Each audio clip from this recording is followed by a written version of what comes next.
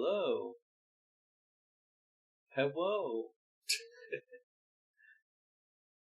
Are you ready to go back to the distant time of 2001 and visit one of the oldest? Well, by internet standards, it's really old, but I suppose there are probably much older creepypastas. I mean, the internet technically started in just 1990. So I'm sure there have been creepypastas since the beginning. But 2001 is a pretty long time ago. Oh, you know what? Hold on. I want to put... Also, hello, Crow. Or Corono. Whichever. I'm still not ever sure which one to call you. I assume either is probably fine. I'm gonna put maybe background music on.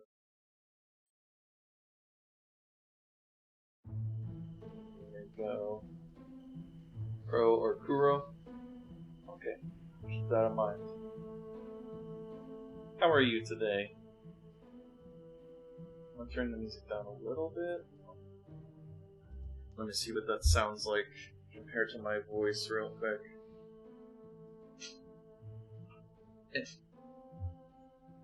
Oh, well, now you can't hear it at all. Okay, wait, how about now?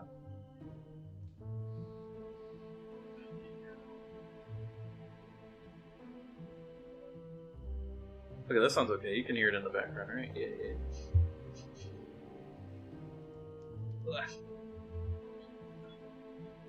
Oh, whoops. I need to turn down my phone. Okay. I'm glad you're doing well. Yes, I am doing well as well. Well. Okay. So I'm going to read this. I remember this being kind of long, so we'll see how long it takes. Like if we go past an hour and it seems like we're still not near the end, then I might split it up and do a second part that I'll do maybe tomorrow or something. Because I do want to get around to playing Carrion. I played it once. I played it on I think October 1st, and I haven't played it since then. It's been 20 days, so I really want to continue that playthrough. But we'll see how it goes. Maybe it's not as long as I remember. But yes, it is Ted. It's called Ted the Caver, or Ted's Caving Page. This is still. I think this is still the original website. It's still up. It's on Angel Fire, which is one of the original places you could host your website. So I think this is either the original or somebody re-uploaded it. I'm not sure exactly. We're gonna read it. It's about a guy, he goes to a cave, and it's kind of spooky. Let's see. Oh, and also, I think, Edelweiss followed while I was offline, so thank you. Thank you for joining, my collection.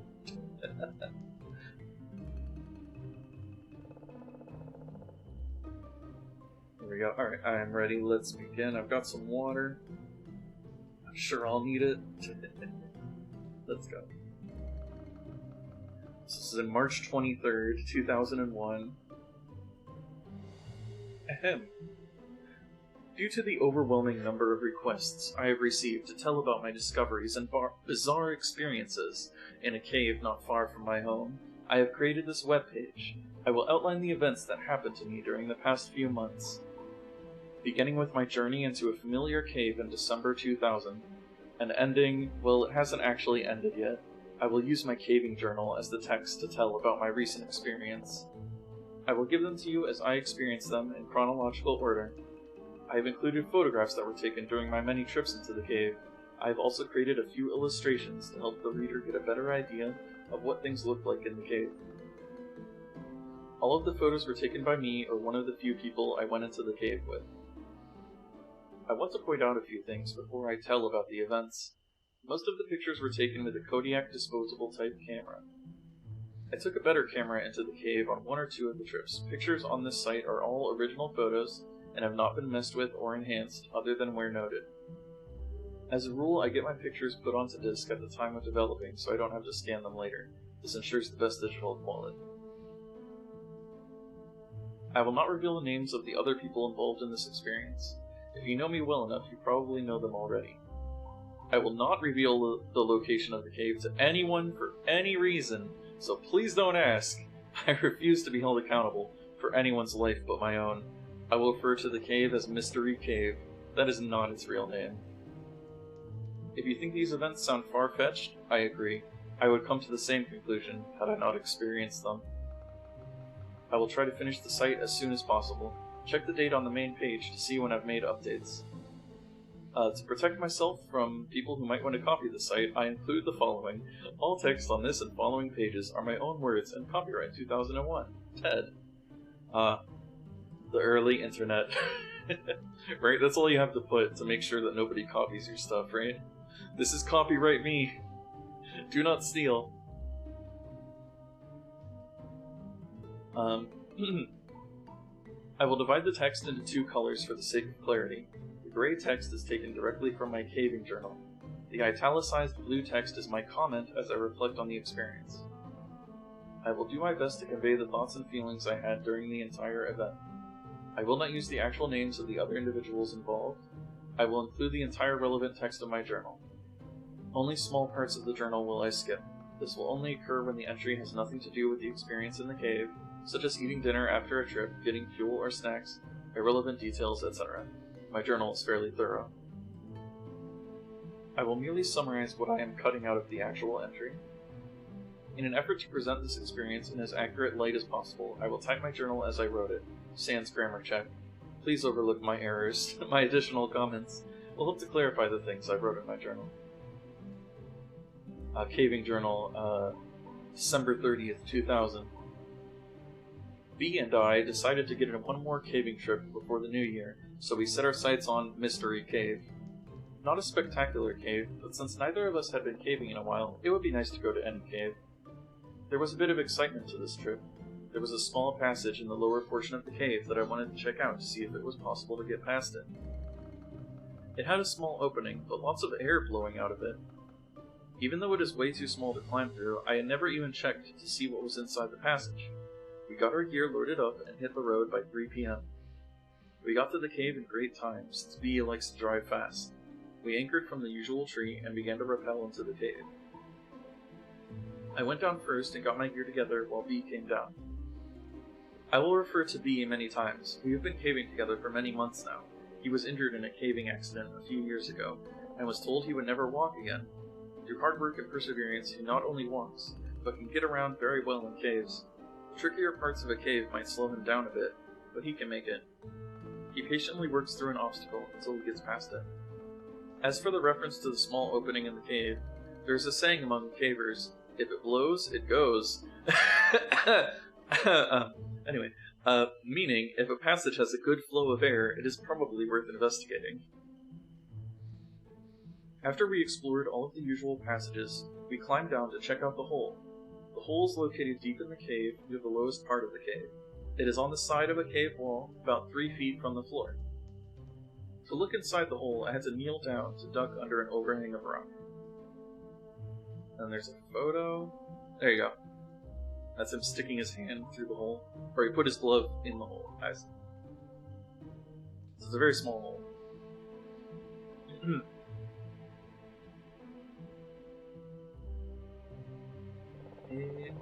gonna take a sip. And I spilled water everywhere. It's fine. Hold on.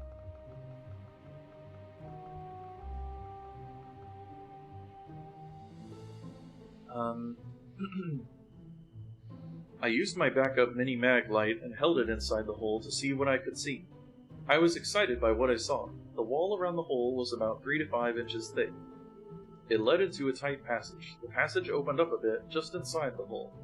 It continued back about 10 to 12 feet in a small crawl space. After that, it seemed to really open up.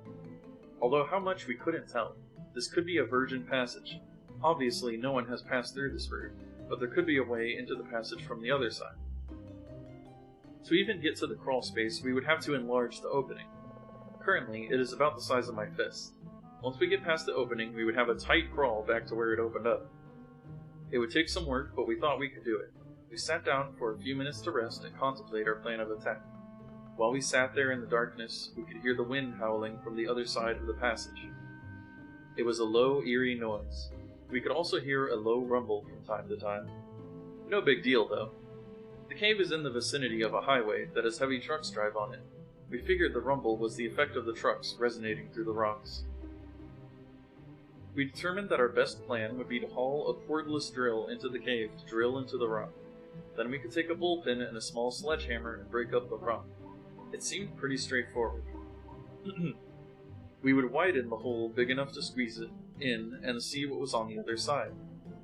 The efforts to haul all of the equipment down to the hole would be a pain, but we hoped it would be worth it. I named the passage Floyd's Tomb after Floyd Collins. It seemed to look like the tight spot where Floyd spent his last miserable days on Earth. Who is Floyd Collins? I don't... Oh, here's an amazing here's an amazing illustration of what the passage looked like. Whoops. So you can see they had this very narrow opening, but then maybe they could get through the rest of it. 10 out of 10? Yeah. Oh, hey, there's an explanation. Floyd Collins was a caver back in the early 1900s. He got stuck in a tight crawl space and was unable to free himself. It is an amazing story that is detailed in a book called Trapped, the Story of Floyd Collins. I think that was the title, I don't recall the author. Calling our passage Floyd's Tomb was not only a tribute to Floyd, but a commentary of the size of the passage. Haha, in retrospect, it is funny how simple I thought it was going to be. I figured a few hours' work and we would be in. Had I known how long it was going to take, I doubt I would have even begun the project. Had I known what I was going to experience in the cave, I never would have returned. We gathered up our gear and headed for the surface. Normally, I couldn't care less if I ever came back into this cave. There's nothing special about it, but now I was psyched about getting back and getting through. We hadn't even left the cave, and we were planning our return trip. The rest of the journal entry talked about the climb out of the cave, our dinner, and our trip back home. Work begins. This is January 27th to 28th, 2001. B and I were both excited to get back into the cave and get to work. I figured with about 4 hours' work we could be in and see what was on the other side.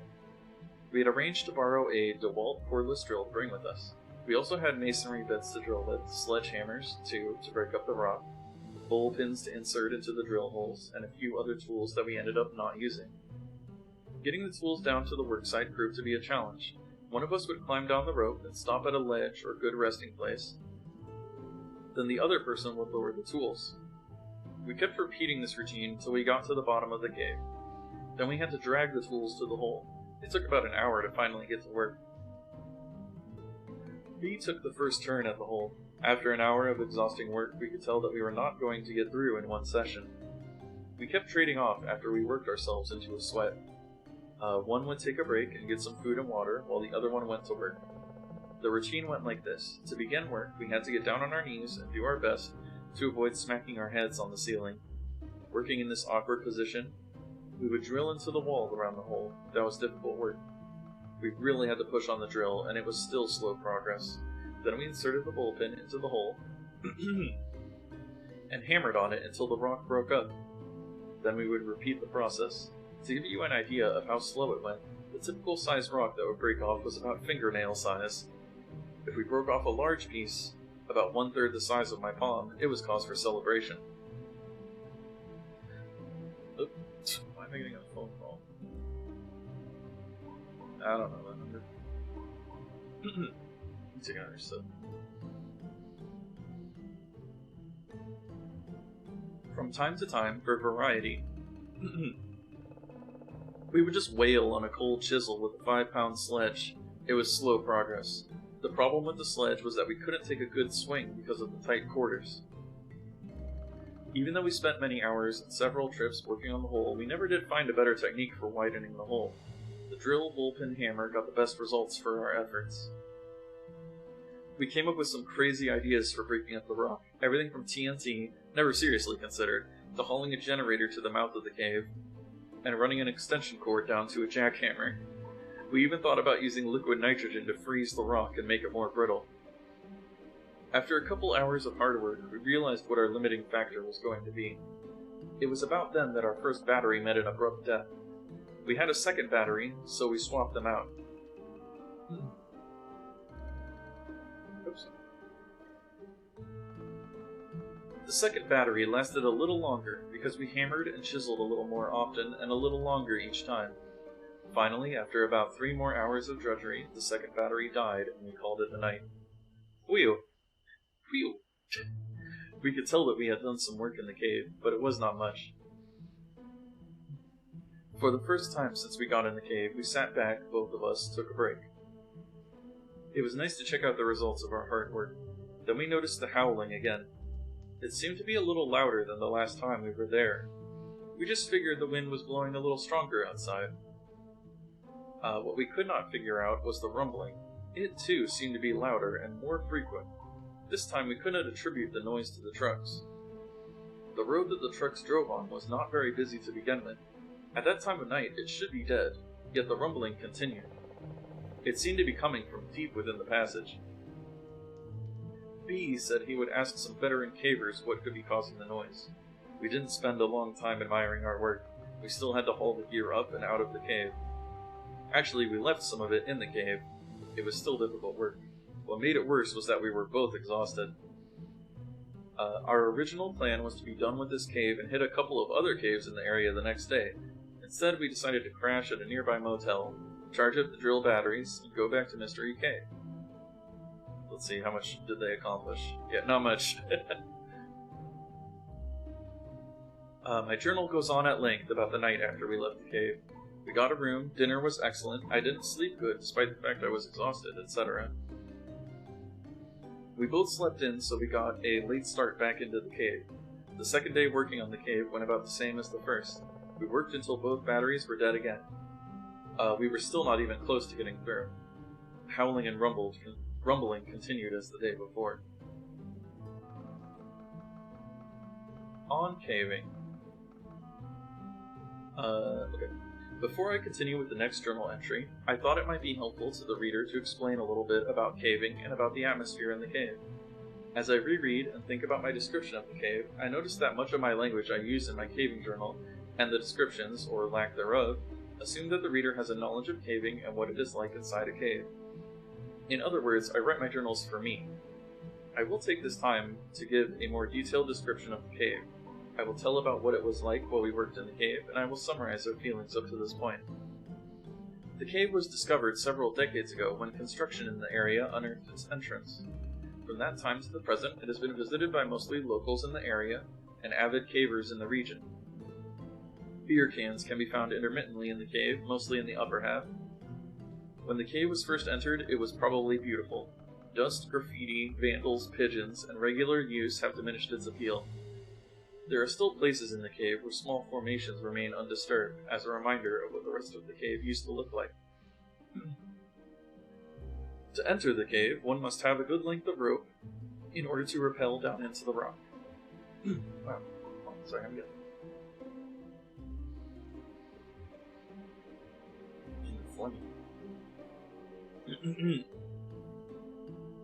A nearby tree serves as a good anchor point.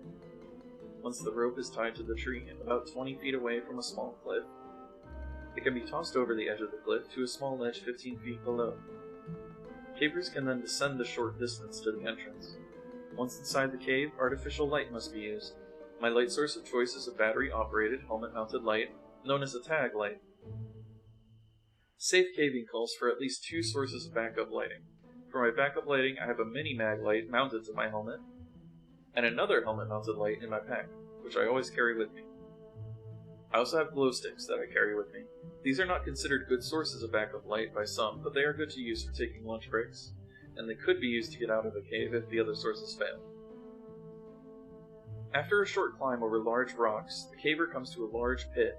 The same rope is used to reach the bottom of the pit. The drop is only 50 feet or so, but it is not free-hanging. In other words, you can't slide straight down the rope, which is preferable. You have to snake your way around sharp rocks as you descend. The ascent is made more difficult for the same reason. The pit varies in diameter, from about 10 feet to 3 or 4 in a few places. The walls are lined with a sharp white rock called popcorn. Let me correct that. It used to be white, but is now covered with dust and dirt that was kicked down from above by years of caving. Popcorn makes it painful to brush against the side of the pit. My choice of clothing is Levi's, t-shirt, gloves, and knee pads. I usually leave the cave with a few scrapes, but at least I am comfortable while I climb around inside. The temperature is stable year-round. It feels cool in the summer and warm in the winter. We have gone in on freezing days, and 10 feet into the cave it is warm enough that coats are not needed. It is a good temperature to work in, as we learned. For this size drop, I usually use a figure-8 descending device. For the climb up, I attach myself to the rope using a Petzl ascender, but I climb up on my own without using the device. It is there merely as a safety attachment in case I slip. Other cavers have their own methods of getting down and up. At the bottom of the drop, the caver gets to do some crawling for a while. There's a small room about 6 by 6 feet at the bottom that gives the caver a spot to leave his harness and ascending gear. Since there is no more steep drops, the harness is not needed and will only get in the way. Once the caver gets down to the 6 by 6 room, he can take a break under a ledge, while the rest of the party comes down. Then he must drop to his knees and negotiate a 10-foot long passage that is only a few feet high. This is where the knee pads come in handy. The floor is covered with a soft dirt intermingled with bits of broken rock from above. The thin layer of dirt does nothing to soften the blow to the hands and knees as the caver works down the crawl space. As a reward, at the end of the crawl, he gets to drop to his belly and scoot under a tight squeeze. Not really tight, just something low enough to make the caver scoot along in the dirt. Once the caver gets on the other side of the squeeze, there are a few feet of crawl space. Then the cave opens up enough to stand. For most of the rest of the caver can stand, or at least stoop. The cave splits off into several passages at this point. 2 routes wind around rocks and crevasses and come to abrupt dead ends. The other 2 lead to small pools of water. Each route is fun to explore. They all lead on for 100 feet or so in a gradual downward slope. Most of the time, the caver can walk upright in the passages. Other times, he will have to climb over large boulders or occasionally crawl on hands and knees.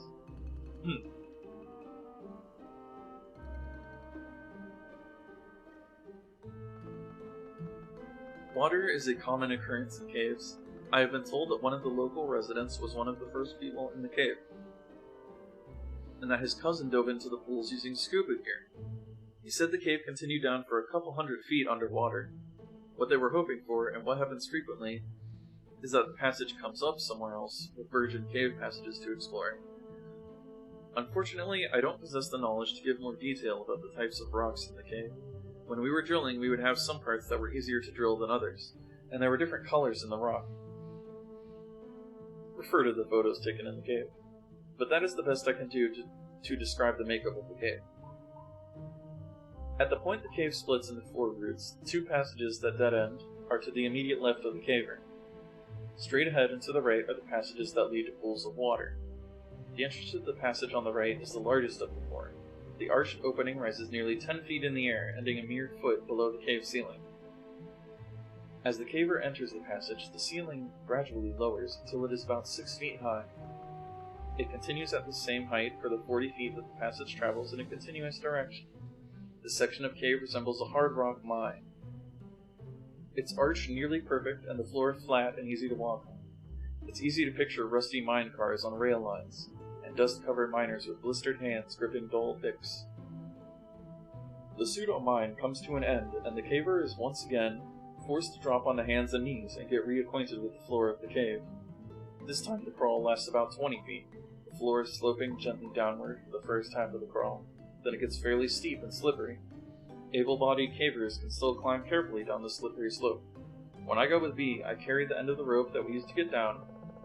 I usually need to tie another short length of rope to the first rope to make sure he can use it to reach the bottom. The crawl lasts a few feet beyond the bottom of the slide. Over the next 10 to 12 feet, the caver slowly begins to regain the standing position. After walking a few feet and climbing down a short drop-off, the caver arrives at a small level area, which has a passage leading down immediately to the left. The passage ends 75 feet later at one of the small bodies of water. To the right is a rock wall. Straight ahead is an indentation in the wall which goes back about 3 feet. On the wall at the rear of the indent is a small hole about the size of a softball. To get near the hole, the caver ducks under an overhang and kneels upon the rocks that rise above the floor by a few inches. By the time the caver reaches this point, he's either warm or sweating, and the first thing he notices is the cool breeze blowing out of the hole. It was my recognition of this hole as a potential doorway to unexplored portions of cave that ultimately led to this telling of my experience. Hold on.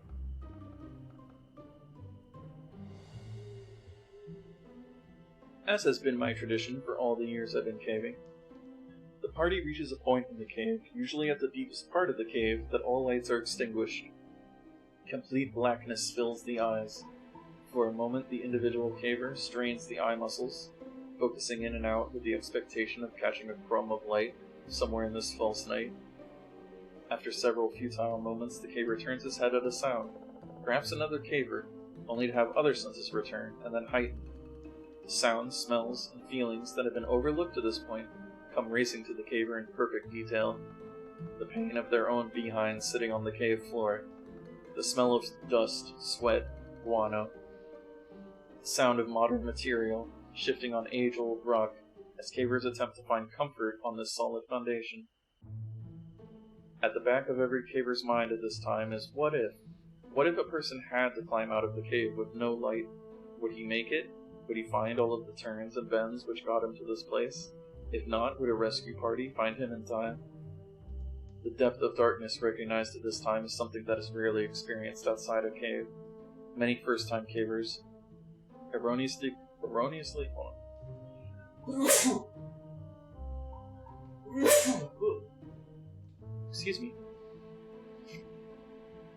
erroneously declare that they have to hold their hand to within 2 or 3 inches of their face before they can see it.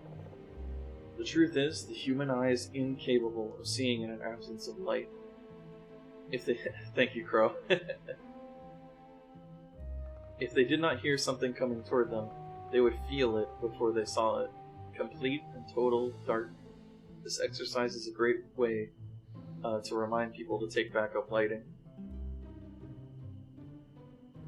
As we proceeded to work in the cave, we developed a system pretty early, and little changed in succeeding trips. The first time in the cave, B took first shift at chipping away at the opening. After about a half hour, he needed a break, so I took over.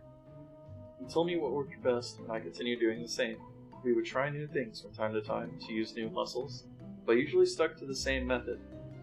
We would use the masonry bit and press on the drill as hard as we could and drill out a hole in the rock.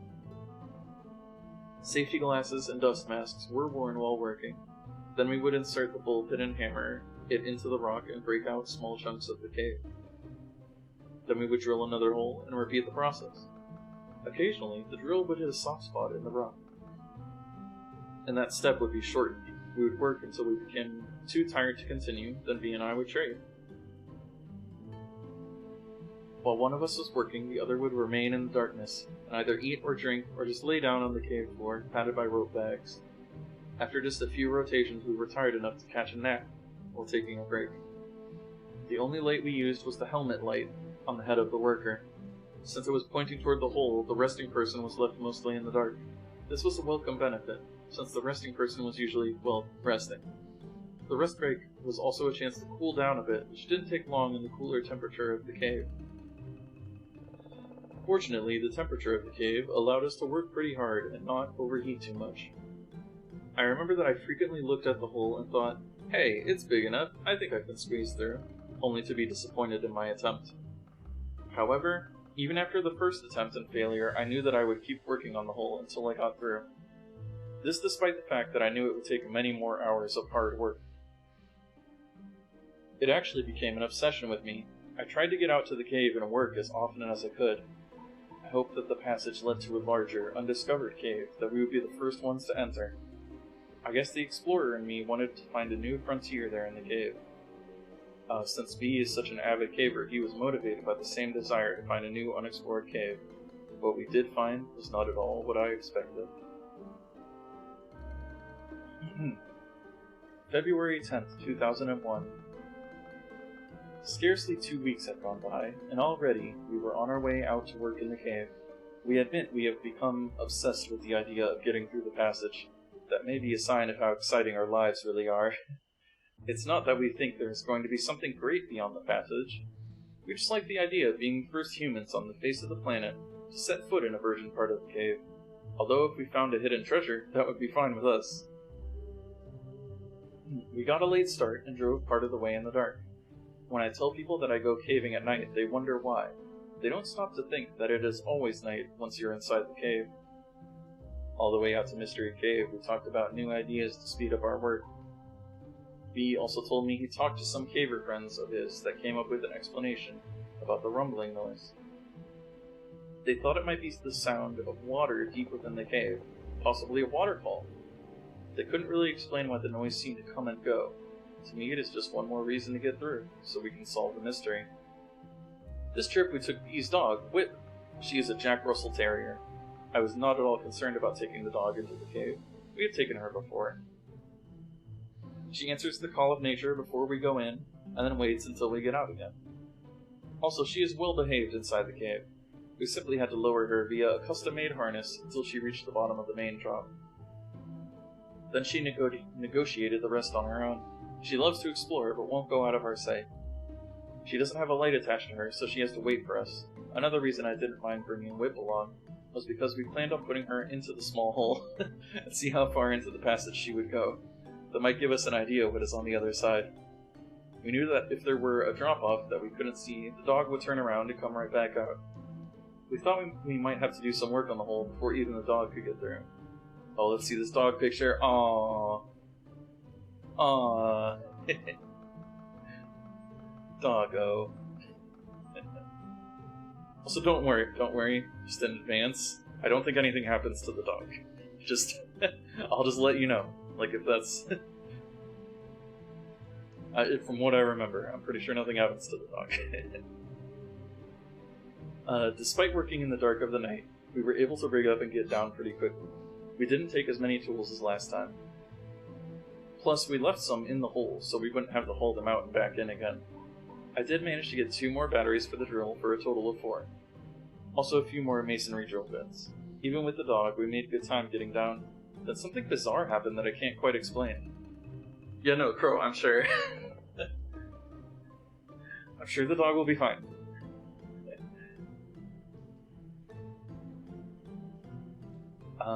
The dog began exploring as soon as we let her off the rope. She was in hog heaven. Yeah? Did he mean dog heaven? I don't know. Sniffing and darting about around our feet. She would run from one person to the other as we made our way back to the work site. At the point the cave splits into 4 passages, dogs seem to run out of juice.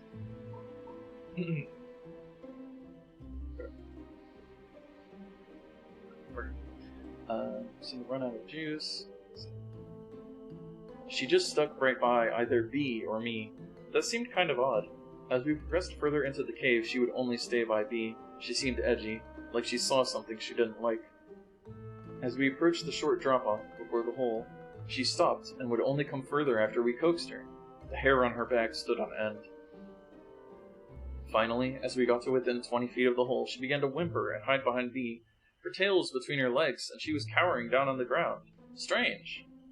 I have seen her square off with dogs twice her size, but now she acted as if Satan himself was lurking in the darkness. I figured there must have been animals that used the cave as a home, and Whip smelled their scent. Too bad it upset her, because there was no way she was going into the passage. We decided that with this new development, the nervous dog, one of us would work while the other stayed with the dog, a few feet away from where we normally rested. We got right back into our routine of drilling, hammering, etc.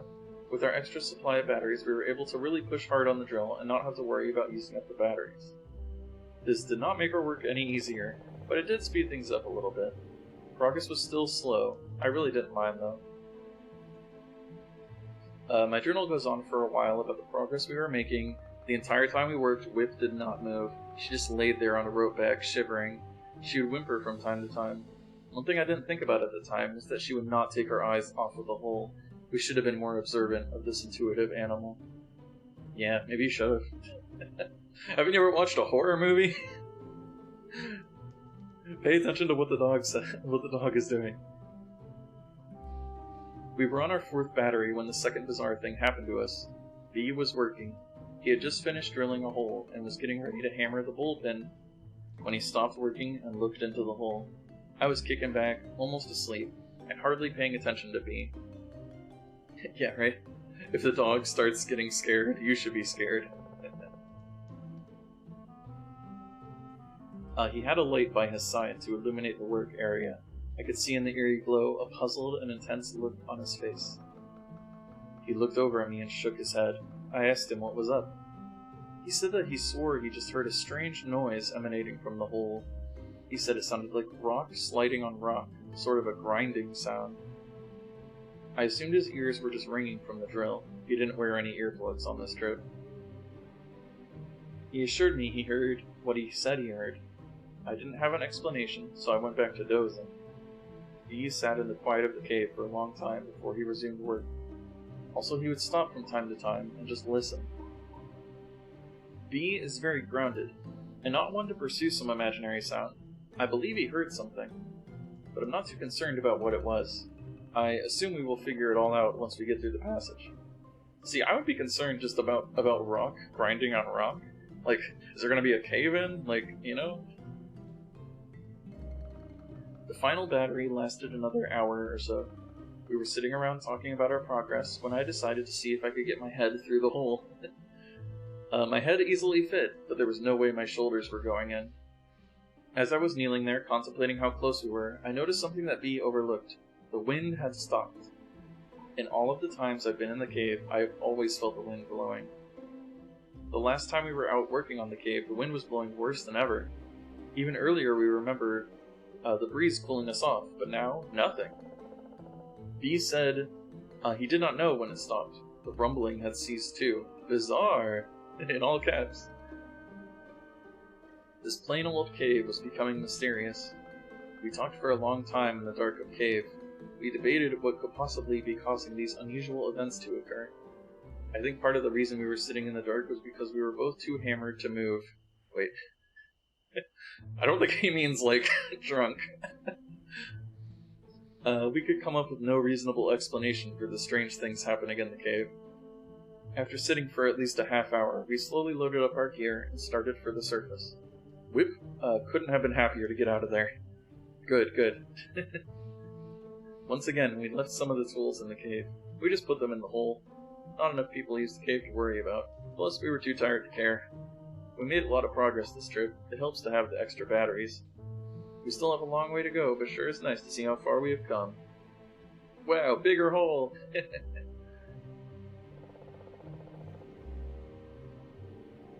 The rest of the journal entry talks about climbing out of the cave, getting a room at a motel, and crashing. We were beat. Oh, not like crashing the car. Okay. In retrospect, I can't believe how casual we were about everything that was happening in the cave. At the time, the only thing we could think about was getting into the passage. Everything else was just a minor distraction. I do recall thinking that it would be nice to get in and see how the mechanics of the cave worked, where the wind was coming from, what was making the noise, etc. Now, weeks later, I think of my ignorance and naivete and shiver. Noises! March 3rd and 4th, 2001. It took us 3 weeks before we got back out to Mystery Cave again. Our attitudes have changed a bit since we first started the project. In the beginning, we looked at the whole thing as a fun adventure. Since the last trip out, we found ourselves taking a more serious approach. On the drive out this time, our conversation was a little more subdued than before. We hadn't talked much since the last trip, not for any reason but scheduling conflicts. Instead of discussing ways of getting through the passage, we found ourselves talking about rational explanations for what had happened. Neither one of us had any ideas that would explain the unusual occurrences we experienced on the last trip. We were amused to find out that neither one of us had talked much about the last trip to other people. That is a complete reversal from the other trips. Oops, sorry.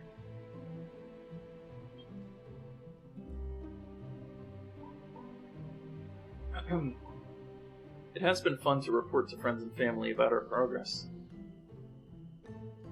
It is always fun to tell people about the tight squeeze we are going to have to go through to get into the passage. Most people have little desire to voluntarily subject themselves to incredibly tight spaces. Actually, neither do I, but I will do it in order to get to the other side. Good motivation. We left town early in the afternoon to beat traffic. I don't really recall what time we finally got to the cave. Like I said, the mood was subdued. We got rigged up and started down. Obviously, B left the dog home this time. There you go. Okay, nobody needs to worry about the dog. The dog is at home. We took essentially the same gear as the last time. We left some of the tools in the hole to save our backs the agony of hauling the extra weight. Even with the gear, we got down in good time. We really have a good system for getting up and down. There was only one minor mishap this trip. B scraped his arm on the descent. Not real bad, fortunately. He waited until we got all the way to the hole to patch it up. It was just a superficial cut. While he was getting the wound cleaned up, I started working.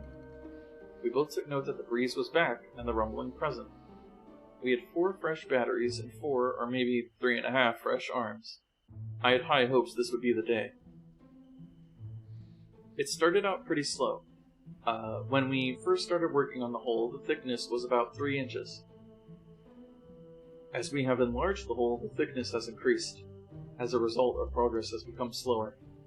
Still, we continued with as much energy as we could put into the work. The hole was big enough, at least, for me to put the hammer into the hole for reference, then put the camera into the hole and take a picture of Floyd's tomb. It is difficult to get the exact feel of the tomb, but the lowest point near the back of the picture is about 7 inches high. The width is about 20 to 24 inches. The hammer is a small 5-pound sledge. Note the abundance of rock on the passageway floor. So there you go, that's the thing they're going to be crawling through.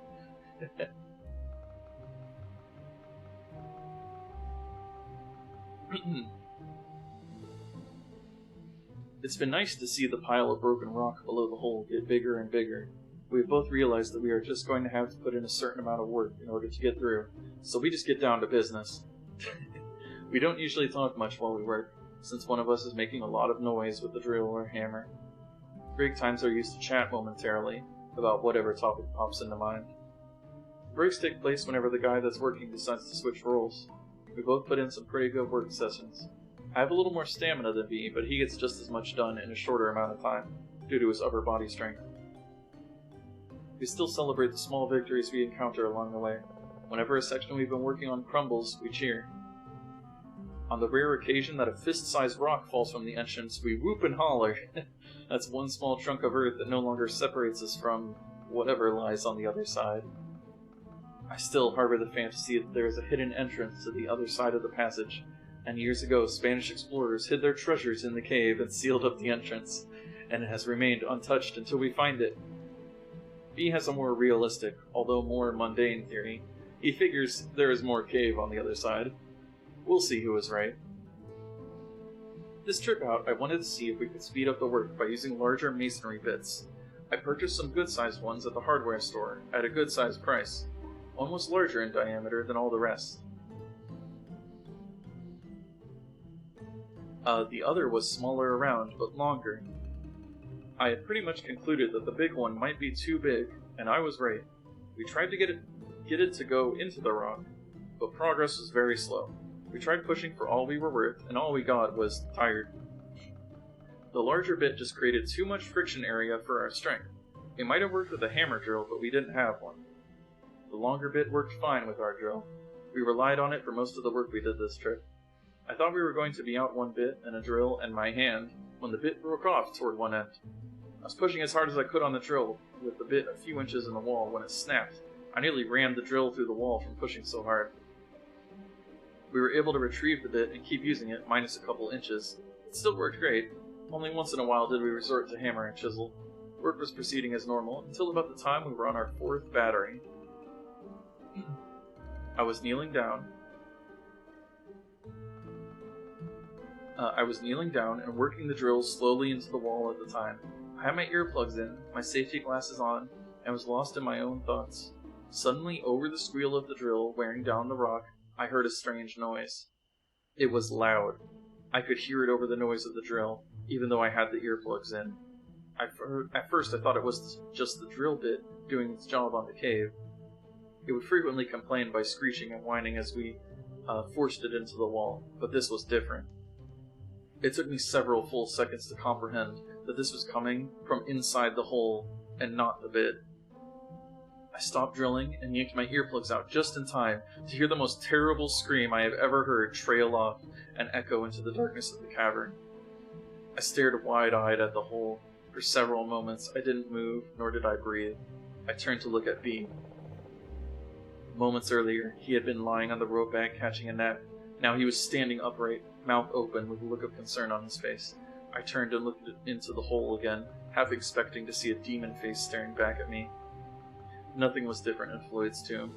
I fixed my gaze on the back of the squeeze, where the limit of my light reached. Oh, did you just find a bot? Thank you, Crow. There was no motion, only darkness beyond the reaches of my light. In the complete silence that followed, I could hear my heart pounding in my ears. Oh geez, were there a bunch of bots just lurking? Thanks for taking care of those.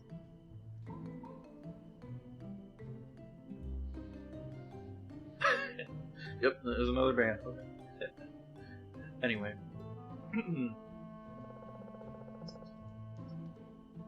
Where was I? There was no motion, only darkness beyond the reaches of my light. In the complete silence that followed, I could hear my heart pounding in my ears. Not another sound could be heard in the cave. Suddenly, I heard a scraping noise behind me and straightened up. I nearly knocked myself out, hitting my head on the overhang. It was just B, moving to turn on his light. But I was so wired it nearly sent me to my grave. B spoke, and again I jumped. He said to get some rocks and put them into the hole. He explained that whatever animal had made that noise might be able to get through the hole. I immediately grabbed a few rocks and hoisted them through the opening. Using the handle of the sledgehammer, I slid the rocks as far back into the tunnel as I could reach, creating a wall between us and the other side. Since the squeeze is so small, it didn't take long. The entire time I was doing this, however, I was thinking that the noise certainly did not come from an animal. I didn't know if B really thought it was, or if he was just trying to convince himself. I didn't say anything to him about what I thought. From the time it happened to the writing of this journal entry, 2 days later, I've tried to come up with some possible source for such a noise. To describe it, I would say it sounded like a cross between a man screaming in fear and a cougar screaming in pain. It sounded like it came from the hole and was roughly 100 feet away. The horrific noise reverberated through the cave and through my ears. B estimated the scream lasted 8 to 10 seconds. My best guess is about 5 seconds. 3 seconds while I was drilling, 1.5 seconds to drop the drill and yank the earplugs, and half a second of sheer terror. It's difficult to tell how much time passes when you're listening to a solo from the depths of Hades. After I filled the back of the passage with rocks, we just sat there listening to the silence. My breathing was a lot more rapid than usual. Neither of us spoke for quite some time. Finally, B suggested we get back to work, but keep an eye out for movement in the hole. We put a light in the passage that shined to the back of Floyd's tomb. It was only at this point that we realized the wind had stopped again, and the rumbling could no longer be heard. To say I was nervous would be an understatement. I didn't say anything to B, nor him to me. Back to the drilling. B took over the work, which was fine with me. I wasn't exactly worn out, but I didn't mind being further from the hole. B would stop from time to time and listen. I just sat watching him with my light on.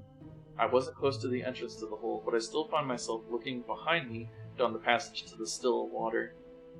Every time my light would cast an unusual shadow, my heart would jump. My imagination was running wild. Oddly, B seemed to be less concerned about the strange noise than me. After a short time, he seemed to be focused entirely on getting through the passage. I was still straining to listen above the sound of the drill. I heard nothing but the now familiar sound of carbide on stone. As I contemplated the possible scenarios which might play out on the other side of the passage, I found myself strangely getting somewhat excited again about getting through. It might have been fatigue taking its toll on my mind, or the thought of something valuable on the other side. My thoughts were broken when B let out a yell, possibly a cuss word. Oh no, don't cuss. He said the drill battery was dying, but he hadn't quite broken off a large relative section he was working on. He set the useless drill aside and picked up a hammer and bullpen, started wailing away at the hole created by the bit. After nearly 10 solid minutes of hammering, he sat back against the rock, sweating and nearly out of breath. The bullpen was still protruding from the cave wall. He held the hammer toward me, inviting me to take a few swings. I held up my hand and shook my head. I had been ready to exit this cave for quite a while now. He didn't press the issue, and without speaking, we both started gathering the gear we were going to take out. Once again, we stashed some of the tools in the passage. I was first to start toward the top of the cave. Several times I had to stop and wait for B, not because he was moving slow. I was just more than eager to get out. Few times have I felt better than that night, stepping out into the chilly night air. Okay, this page keeps going for a bit. My journal talks about the rest of the evening, our dinner, our decisions to get a motel and come back the next day, our lengthy discussion on the strange sounds we had heard, another mediocre night's sleep. I cannot believe that we were so willing to get right back into the cave after hearing the scream. Part of the reason I went along with the idea was because B seemed so indifferent to any possible dangers. Even if it were an animal, which I did not believe but could offer no better explanation, weren't we possibly putting ourselves in harm's way? In retrospect, I still have difficulty understanding our thought process at that time. We were just too eager to discover virgin cave passages. I now think it can be summed up with one word: testosterone.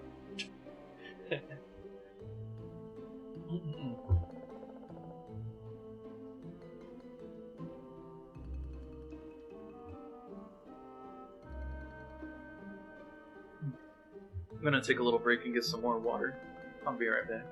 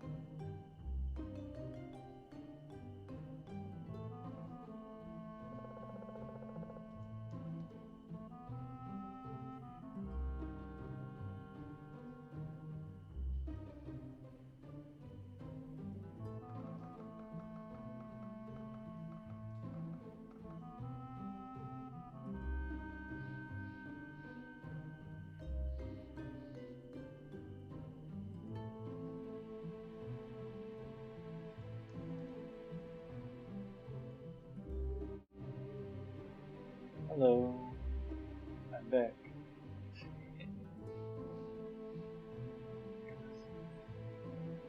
Let's continue, shall we? I'm going to also try. I'm going to try reading in like maybe a softer voice. My throat was getting a little sore. So let's try it and see how that goes. So we are at February 13th. It's amazing what a couple good meals and a little sleep can do for someone's attitude. Even though we still had memories of the strange noise fresh in our minds, we relit our fire of enthusiasm. The other side of the passage seemed so close. We were sure this would be the day. We got to the cave and started to work our way down to the hole.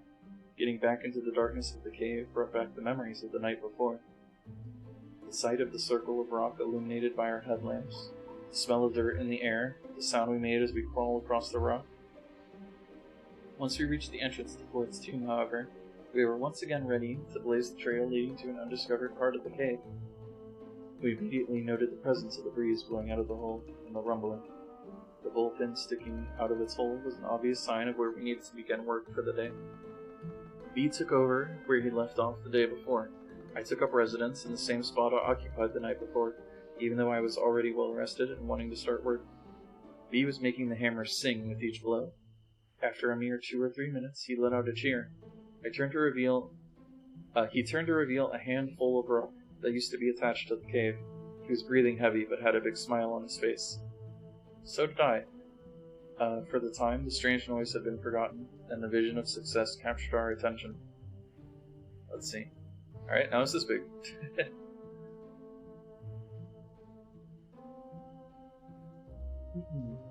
The lower left-hand corner of the hole had been giving us grief because of the thickness of the wall at this point.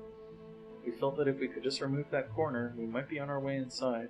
B now held in his hand the crumbled remains of the corner. Our excitement consumed us as we examined the hole. I took the hammer and pounded away at the surface of the hole.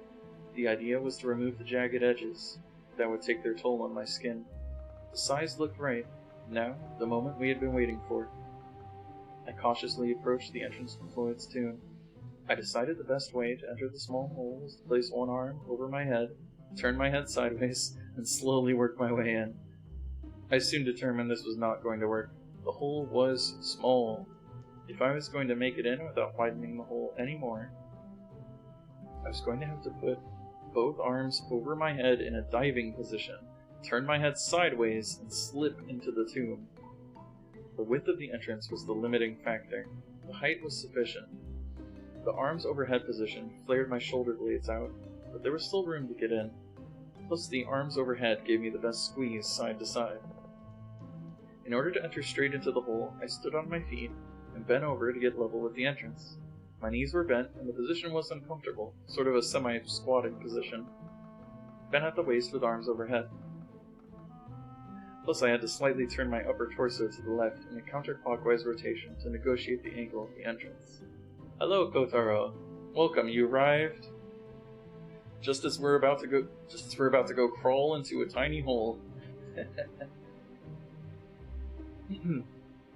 Notice in the last photo that the entrance generally slopes up to the right. I got my arms through the entrance with minor scrapes. Next came my head. By keeping it turned sideways, I was able to get it in, for the most part, up to my shoulders. When I got to my shoulders, I could feel the rocks touching all around my shoulders and chest. It was not stopping me, but I was definitely scraping many surfaces of my body. I decided to just push through, keeping in mind that I was going to have to come back out eventually. Pain was not too bad, and I was in. Well, my upper body was in. At least I could get a good idea of what the tomb was going to be like. Here's a flattering photo of my best side. Notice the size of the area we had to work in. The ledge overhead was an obstacle. Alright. There he is in the hole.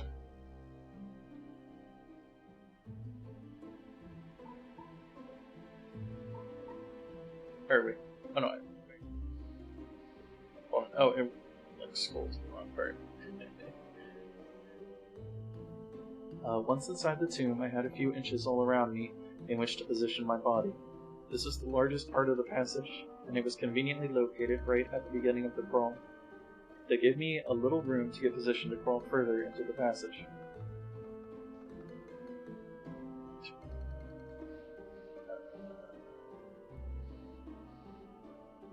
Where was it?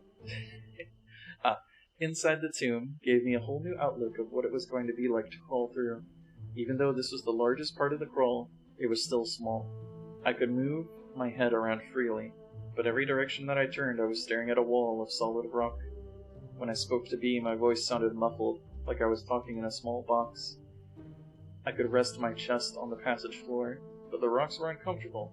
I turned my head to look further ahead, but couldn't see past the wall of rocks I had built the day before. The squeeze toward the end of the passage was closer now, and appeared even narrower. I didn't know if I could squeeze through or not.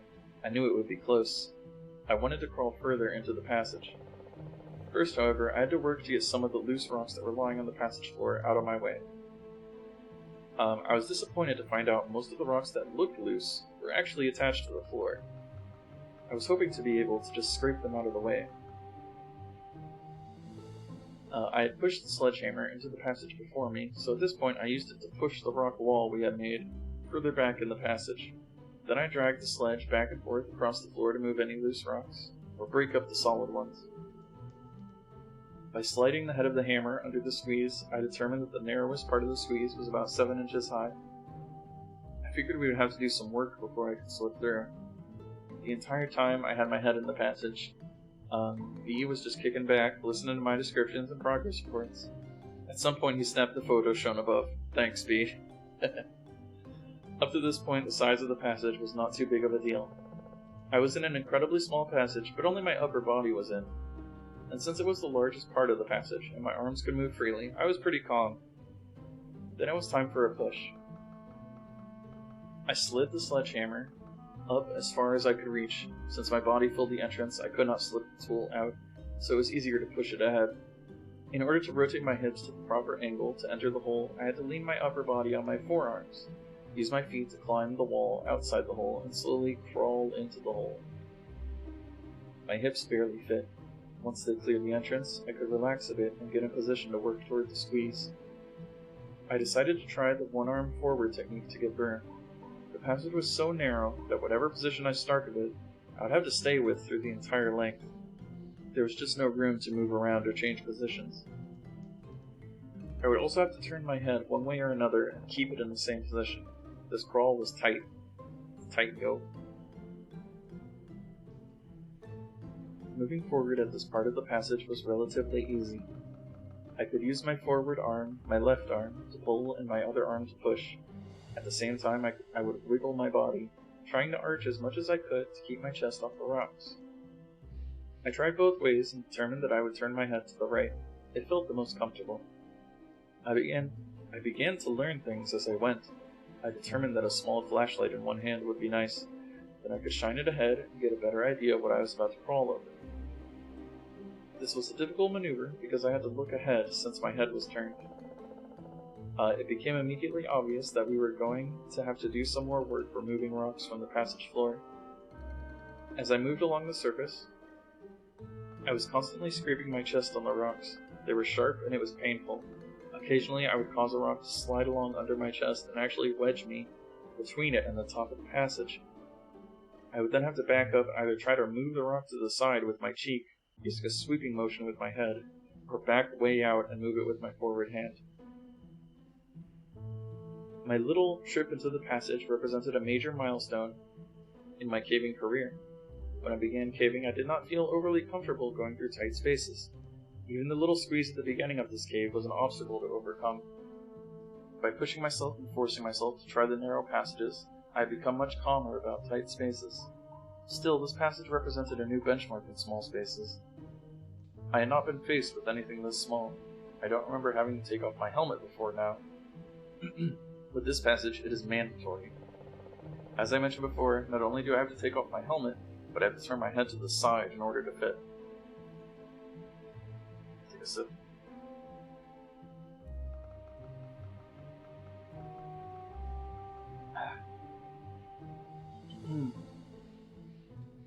The journey into the tomb went like this.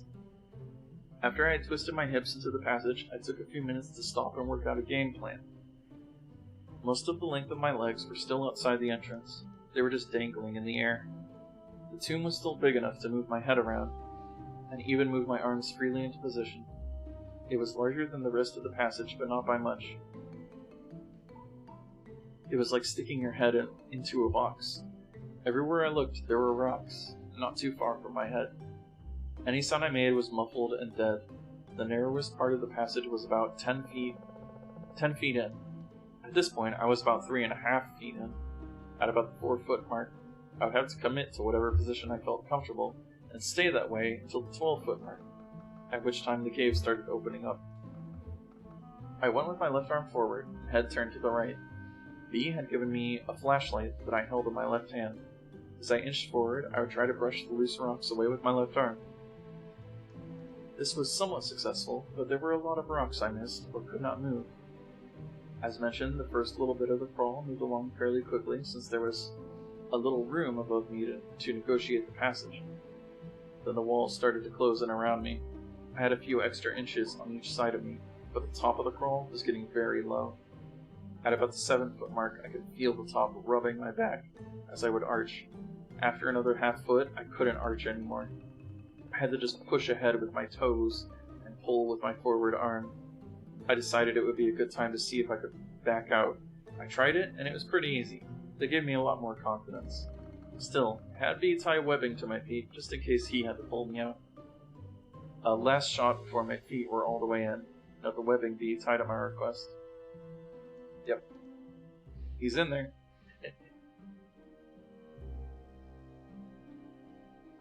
Why does it go to the wrong... There you go.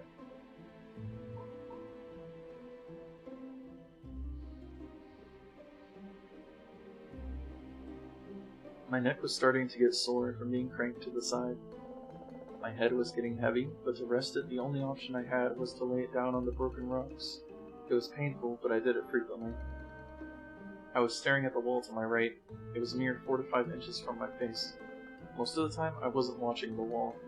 Either I had my eyes closed, which I sometimes do when I go through a tight spot, or the light wasn't shining in a direction that did me any good. It was very quiet in the tomb, other than my own breath. I was breathing heavy from the effort it took to move. Thankfully, the breeze was present and pulled me off. By lifting my head and carefully touching the ceiling from time to time, I could gauge the size of the passage that my body would soon pass through, much like a cat using its whiskers to gauge an opening in a fence.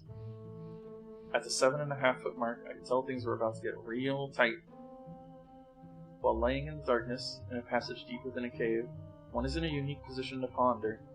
A mountain literally resting on top of me, the entire earth lying below. One tiny movement of earth, and I would cease to exist. Or worse, to recognize the fear shared by Floyd Collins as he lay there, trapped for days deep within the heart of Mother Earth, incapable of freeing himself from his earthen prison. Picture yourself in my position, lying on your stomach, and your left arm is extended over your head. Your right arm is at your side, having only a few inches in which to move. Your arms and hands are sore and bleeding from crawling and pulling yourself across the broken rocks. Your entire body is resting on the rocks. Your neck gets tired of holding your head off the rocks, so you gently rest your cheek on the rock to rest. Once you start again, you have to push with your toes to scoot your body forward, sliding across the rocks. After moving a few inches, you're breathing hard and have to rest. As you inhale, you can feel your back pressing hard against the top of the squeeze. It takes several minutes before you recover enough to press forward. The entire time you were lying there, you think about how you were going to get back out. And what if... Well, that's pretty much what I was going through at the point in the passage.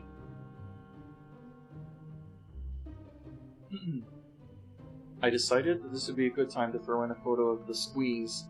The photo was actually taken on a different trip, but it shows how tight things were at that point in the passage. Notice my head turned to the side, not by choice, and you can see how I would rest my cheek on the rocks. You can also see how difficult it is to look ahead of me. My arms are pinned to my side. I later determined that would be the best position. There's virtually no space between the top of the passage and my back. Tight. Not for the claustrophobically inclined. Oh, there he is. He's in there.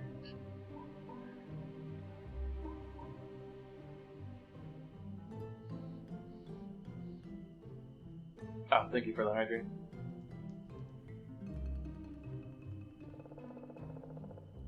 And how are you, Kotar? I don't think I asked. How are you doing today? Let me see. When I reached the point where my back was rubbing, and I could feel with my head the passage was not getting bigger, I knew I was most likely not going to get through. Are you working? You're adventuring? Still, I decided to give it one more push. If I had been in this position a year ago, I would have been in a state of panic, but not today. I was pretty pumped. Gonna go home. I can relate. I'm glad I have some time off this week. Last week I was really like, I was counting every minute when I was at work.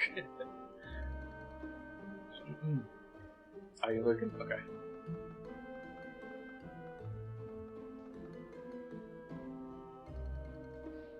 I was pretty pumped. I took a few minutes to rest, then I went for it. I exhaled completely all of the air in my lungs. This caused my chest to collapse enough to scoot forward a few inches. Because it takes so much effort to scoot, I only went a few inches before I had to stop and breathe. As I inhaled, my chest pressed hard against the floor and my back against the top. It took a little longer to get my breath back. Unbelievably, I did it again. Exhale, scoot, rest. Again, only a few inches. Repeat. I took a few extra minutes to enjoy this position, pinned in this small passage. Wow, I could not believe how relaxed I was. I tried one more time to exhale and scoot. My back was rubbing too much to continue. Despite the failed effort, I was psyched. I took several long minutes to lay there and recover from the effort. B had been encouraging me the entire time. It was fun to hear him cheer as he saw my shoes go deeper and deeper into the hole. Backing out was not too difficult, but did take some work. I encountered the same obstacles as when I went in. After I wiggled my hips out of the hole, which took some time, I had trouble getting my shoulders out. Both arms were overhead at this point. My shirt was getting caught on the rocks, and my shoulders were brushing the sharp rocks. After struggling to find a good position, I gave up and just pulled my upper body out. Scrape. My shirt pulled up over my head, and I had some nice scrapes on my shoulders, but I didn't care. To me, this trip was a success. I pushed myself beyond what I thought was possible. I kneeled at the entrance and looked into the narrow passage I had just been in. The rock wall was now at the 11-foot mark. I had pushed it a little with my forward arm. The smallest point was at the 9-foot mark. We were close. Between the work and the excitement, I was tired. I just sat on the rope bag, grinning. Whew, what a trip. Progress on the hole. Oh, there you go. Let's see. The rest of the journal entry talks about the usual, our climb out, dinner, trip home, etc. On our way home, we brainstormed and came up with some ideas that would help us get through. We both invented some tools to remove the rock on the floor deep within the passage. We were both very excited by this trip. I from pushing my limits in the cave, and B from his success in climbing out of the cave. This is the first time he was able to climb all the way out without the help of climbing devices, nor my help.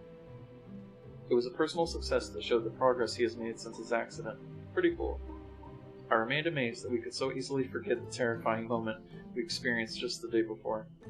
All had been forgotten, with the strange noise being blamed in our minds on some rational, harmless explanation. Oh, the next one is called Success, so that probably goes well.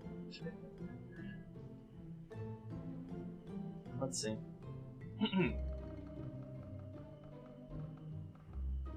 So, April 7th, 2001. Prior to going back out to Mystery Cave again, we spent a lot of time preparing. We made a squeeze box, which is a wooden box the opening of which can be adjusted in size. We could then crawl through the opening and measure to see how tight of a squeeze we could fit through. From that, we were able to determine that I needed about 8 inches in height to get through the smallest portion of Floyd's tomb. That meant we would have to scrape out about an inch from the floor of the passage. We also learned that the best position I would need to get through the passage would be on my stomach with my arms by my side. And of course my head would be turned one way or the other. That position allowed my shoulder blades to drop to their lowest point. In order to move, I would push forward or backward with my toes. It sounds difficult but felt adequate. Later it proved to work sufficiently. The second thing we did to prepare was to construct the tools we invented to work with in the cave. I came up with a clever way to chip away inside of the passage without having to climb inside. I had my neighbor weld together several lengths of steel pipe in a manner that would allow us to take it apart while we climbed down to the tomb, but still have the strength necessary to hold it to a blow from a hammer once it was together. We made our own tips that we could screw into our pipe to reach the area we needed to work on. V came up with a cool design for a scraper using angle iron. He had his neighbor weld it together. It proved to be an invaluable tool for scraping and removing the rock. We were both proud of our inventions. I also made a device to hold my drill that attached to our pipe. We ended up not using it, since V's scraper device worked so well. Here's a picture of V edited to protect his identity with the pipe we made. I took the picture facing away from the tomb. He's sitting on the rope bag that we used as a bed. Behind him to his left is the passage that leads down to distilled water. Behind him to his right is the last drop-off before the passage. You can see some orange webbing needs to climb down. There it is.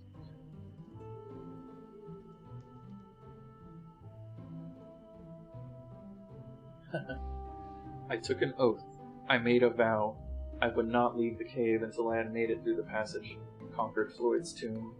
This would be the trip. It had been a long time since we had been out to Mystery Cave. We had been busy, though. We had made the tools we had talked about. It was fun coming up with ideas for tools. Also, we made a squeeze box to determine the best technique for getting through the tight spot. Plus, we knew about how much rock we need to remove before we could get through. We were excited to get back out to the cave to finish our project. Our climb down the passage took a little bit longer than usual, since we had extra tools to carry. Once we got down to the passage, we immediately got to work using V's scraping tool with the pipe I had made. It worked like a charm. We could hammer the pipe on one end and the scraping tool on the other end dug into the rock. Then we could push the debris all the way through the passage and out of our way. When we needed to measure our progress, we would turn the scraper sideways in the passage and observe the clearance. We worked for about 2 hours before I had a desire to try the tomb. I just wanted to make sure I was going to make it through on the first try. V made one more sweep of the passage floor, clearing any loose rocks from where I would be crawling, and pushing the wall we had made to the back of the squeeze. I made preparations for the crawl by fashioning duct tape suspenders to prevent my shirt from sliding around while sliding across the rock. I went with a flashlight in my hand, even though my hand would be at my side. I knew I would need it once I got through. As an expression of faith, I did not tie a rope to my feet. I was confident I was going to make it. Finally, I made the attempt. Although I didn't mention it in my journal, we did notice the breeze was back and the rumbling present.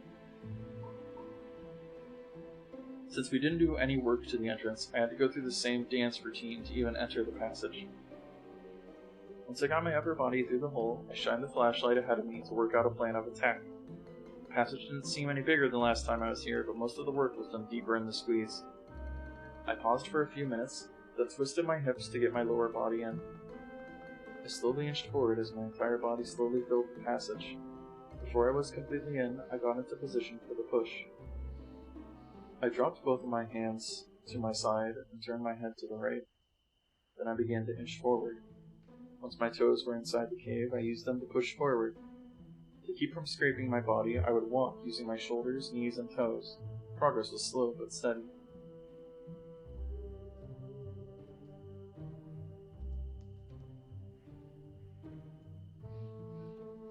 That was fine by me. A foot or two before the tight spot, I could already tell there was a little more room.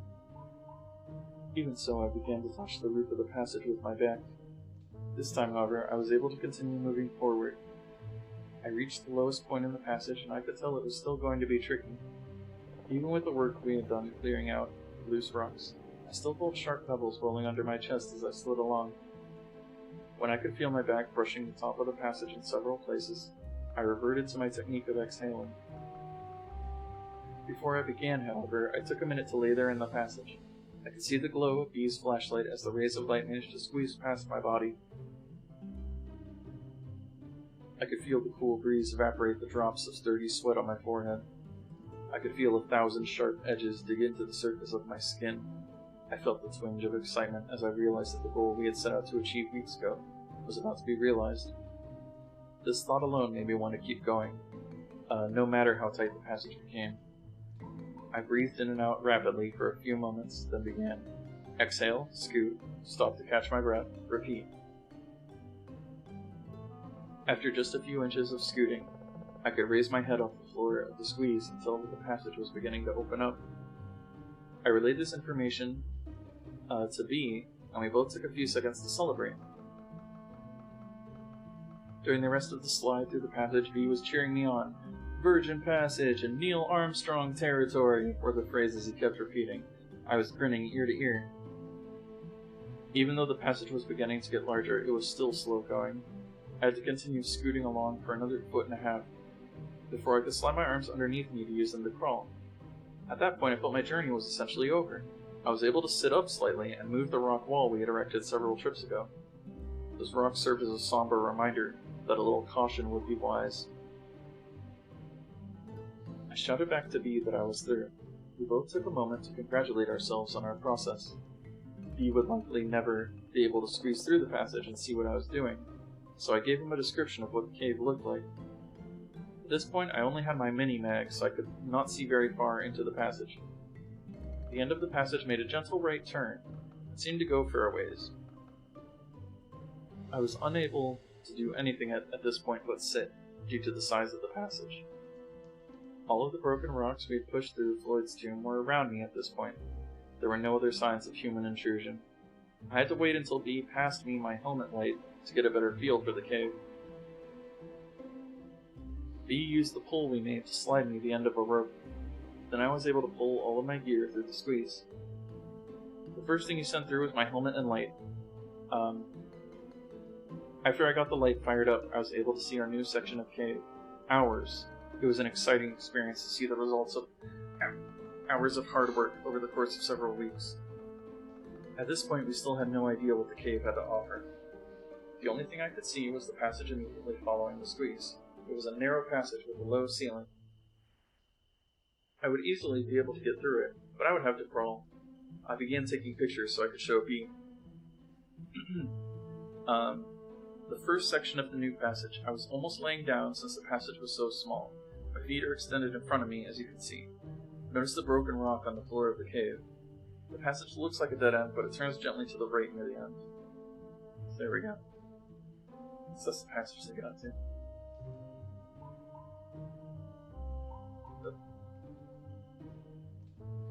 I asked B how far he thought I should venture into the new cave, in light of the strange events that had occurred. The first time he, too, toned down his enthusiasm as he remembered the noises. He slid the pipe through the tomb with a loosened tip on the end. He said I could use it as a weapon if I ran into an animal, or... He also told me to make sure we could hear each other as I progressed into the cave.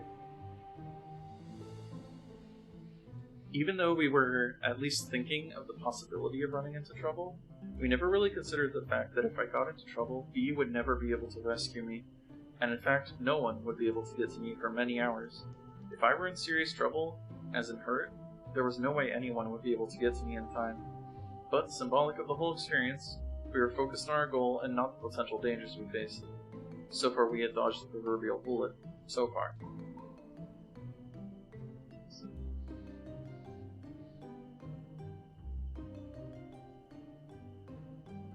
I strapped on my gloves and knee pads, grabbed my camera, and began my adventure. I crawled through the passage pictured above, which was about 20 feet long.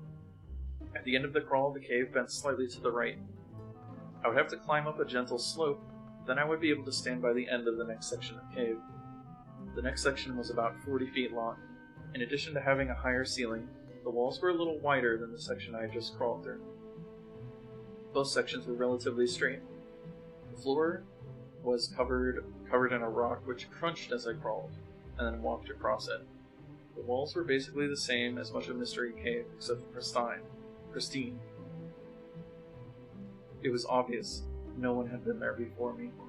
Upon closer examination of the walls, I found two delicate types of formations.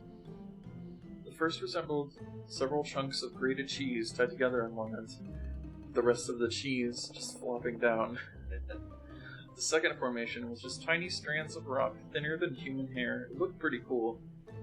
I found several examples of both kinds of formations. I was not even through the second section of cave, and I could barely hear B. Cave passages are not very acoustically friendly. I shouted to him that I would go for half an hour and then return. He said that would be fine, and to be careful. Then I proceeded to explore some more. I could walk nearly upright at this point. I was on the third straight section of the cave when I discovered a crystal formation on the wall to my right. It was in several layers on the wall, resembling clear candle wax that was allowed to melt and drip down the wall. There were several small stalactite-looking formations formed by those crystals. The longest was about 4 inches in length. There would have been one much longer, judging by the size of the base, but it had broken off. I looked to see if I could locate where it ended up, but I couldn't find it. The crystal formations are right behind the rock in the upper right-hand corner of the photo. I could walk upright, but had to stoop on occasions, like ducking under that rock. Let's see.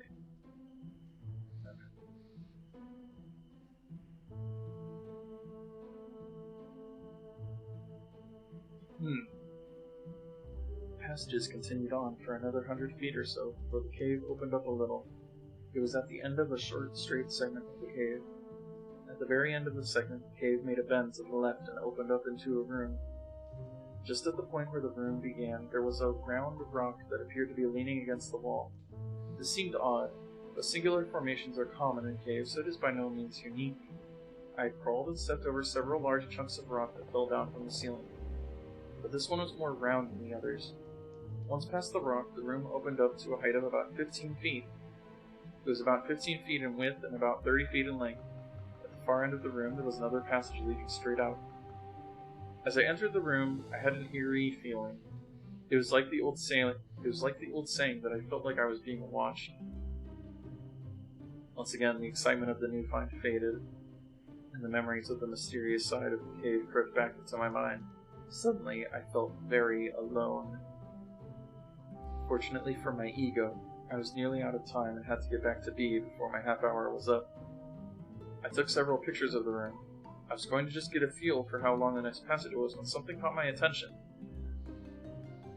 On the left side of the room, on the wall about eye level, I discovered what appeared to be hieroglyphics. It was a single drawing that almost appeared to be just part of a rock coloration. It looked like very crude representations of people standing below a symbol. I was pumped. This meant that there had to be another entrance to this cave. Even if the entrance was closed or blocked, it might mean an opportunity to open it and get B into the cave. I took another look at the drawing to make sure I could describe it to B, then I took some more pictures and headed back to B. When I got back to the squeeze, I could barely talk fast enough to let B know everything I had discovered. He was just as excited to hear about our newly found treasures. As we debated what our next move would be, I began to send my gear back through the tomb to B. I told him it would be best if we got someone else to come back with me, in case something happened. He agreed.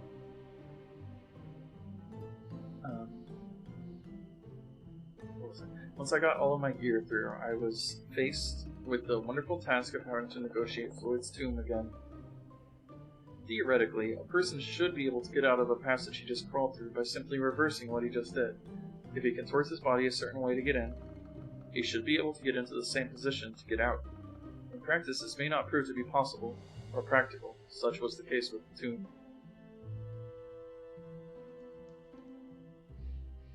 I determined in advance that I would attempt to go head first back through the squeeze. I knew that I could definitely make it by going feet first, but that would mean backing up all the way through the tomb. That would take a long time and be very exhausting. My only concern in going head first was when I got to the end of the squeeze. I would have to get through the hole we had made without the benefit of being able to twist my body. Oh well. I chose to go head first and deal with the exit when I got to it. I started into the squeeze very close to the tight spot, so at least I would have it over with soon. It turned out to be tricky getting through. I had to shift my hips to the right a little to get through, but I just kept looking away at it. My hands were once again by my side, my head was turned to the right, and I was scooting with my toes. And once again I was using my head as a gauge to tell when I was at the tight spot, then when I was past it. I seemed to get tired a little quicker on the way out. Must have been from all of the work we had done to get through. I was a little over halfway through when something bizarre happened. I was laying there taking a brief break when I heard a sound deep within the cave. It was faint, but distinct sound of rock sliding on rock. My blood froze in its veins.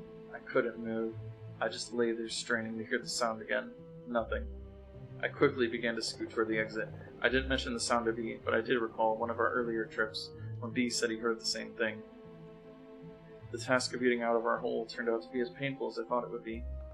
I had to put my arms overhead and force my shoulders through the hole. I definitely left some skin behind as I slipped through. B helped me as I wiggled my upper body out of the passage. Then I could catch myself and ease my lower body out of the tomb. I was out. B and I shook hands and began to load up our gear. I was trying to listen to any sounds coming from the hole, but we were making too much noise gathering our stuff. As much as I looked forward to getting into the passage, it was a relief to get back out. That is pretty much how I feel about caves in general. I love to go in, but I feel good when I get back out again. Something strange happened with the pictures I took in the new part of the cave. The pictures I took in the passage leading up to the large room all turned out just fine. Strangely, none of the pictures taken in the room turned out. Pictures of the round rock, and more importantly, pictures of the hieroglyphics I saw. Pictures taken before and after the room turned out great, but the negatives of the photo taken in the room were clear. Nothing. I remember what the hieroglyphics looked like, so I drew a picture to give you an idea of what I saw. That's a crude drawing of what I saw, but it's accurate. The first thing I thought when I saw it was Blair Witch Project. It kind of has the same feel to it. The symbol was in the center, and several figures that looked like people raising their hands were below this. So that.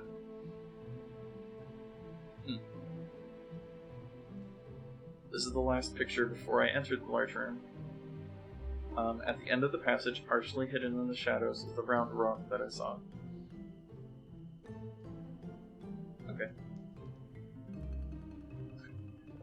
I kind of feel like I see like a Farfetch'd over here, like the Pokemon Farfetch'd, like its eyes, and there's like a duckbill. Is that just me?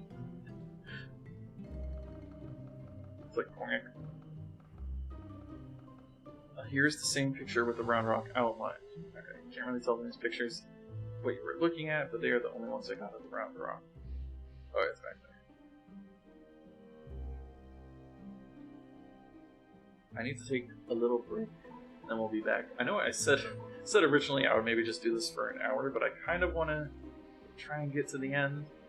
We'll see. So let me take a little break, and I'll be right back.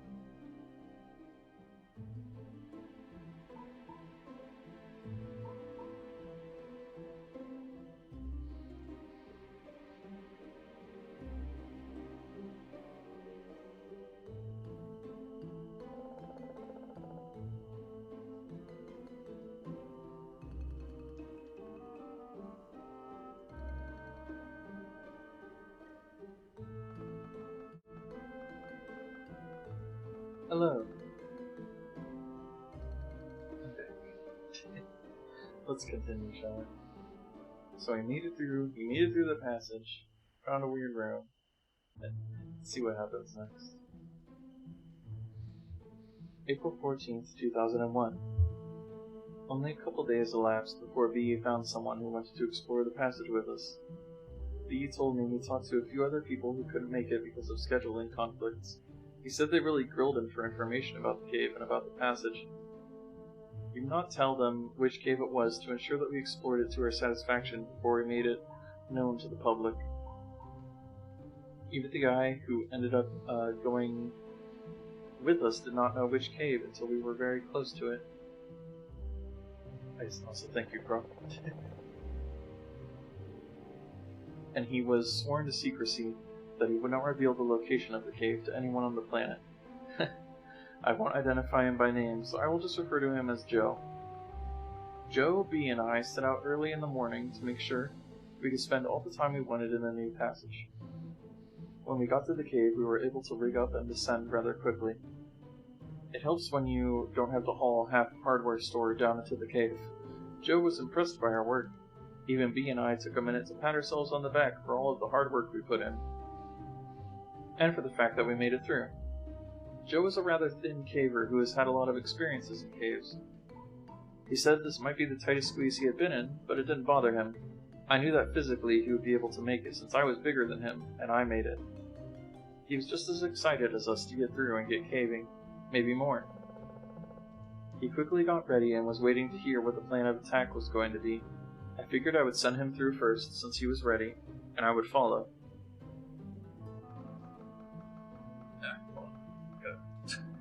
Just my posture. B would pass our gear through and wait for us outside the passage. B would give us 2 hours to return. That was nice of B to go down into the cave and babysit us. It gets boring sitting there in a cave. With our plan set, we were ready to roll. It was perhaps irresponsible of us not to tell Joe about all the unexplained events that occurred in the cave until after he had gone through. But what exactly do you tell someone? How many of the weird things do we need to reveal to him? We did not feel that we were in any danger, or we would not go in the cave ourselves, so we did not tell him a thing prior to him entering Floyd's tomb. Of course, when we did tell him afterwards, it was too late. Oh dear.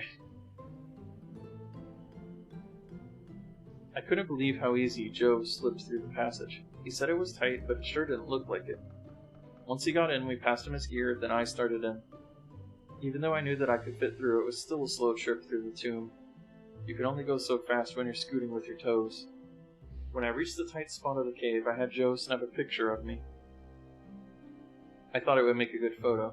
Once I got through, B started to relay my stuff to me. The disaster struck. I had gone all the way in, and turned around to pull my gear through. I had to kneel down and still crouch down low. I had just got my helmet, ironically, and light, and was turning around to feed the rope back to B when I smacked my head on the top of the passage. Human skull versus solid rock. Rock won.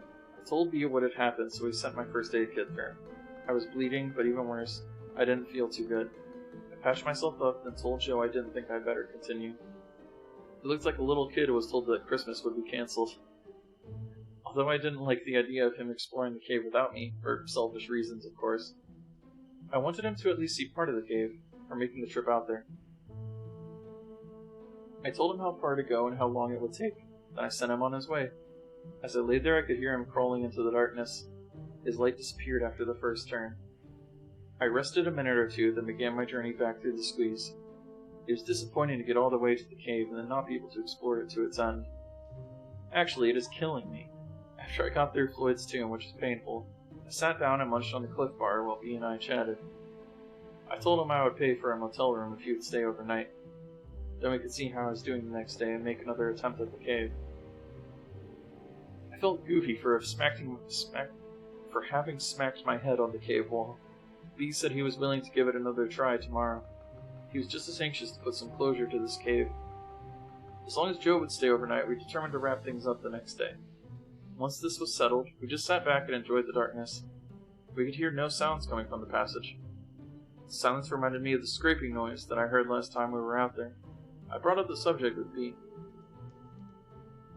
Since I had not explored the cave completely, I could not offer any explanation of what could be making the scraping noise, or the change of wind strength, or the rumbling, or that terrible scream that we heard. Suddenly we both wished we had not sent Joe into the cave alone. B went to the hole and yelled into it, "Joe?" No answer, not surprising. You just can't hear each other when you are very far apart in the cave. We nervously awaited any sounds. Good sounds, that is, Joe-type sounds. The 20-minute time limit we had set passed. The 25 minutes. I really had no desire to climb back through the squeeze. My head was still throbbing, and the squeeze looked tighter than ever. Still, I knew I was going to have to make sure Joe was safe. Just as I was getting prepared to go back through, I saw a light deep in the passage. "Joe?" I called out. Nothing. "Joe?" Still no answer. The light got brighter, and I could hear the noise of someone crawling across the broken rock that lined the cave. "You okay, Joe?" "No," was his weak reply. When he got to the other side of the tomb, he said he was not feeling well. He quickly took his gear off and put them in the bag so we could pull it through. As I pulled the bag through the passage, he began to climb back through the tomb. We didn't even get a chance to question him about what he saw before he was coming back through. He quickly slipped through the squeeze and the hole, and we finally got a look at him. He looked terrible. His face was pale, and he was out of breath. The dust that covers the floor of the squeeze left its mark on his face and clothes. He had numerous small cuts and scratches on his face and arms, probably from his rapid exit from the passage. His eyes were open wide.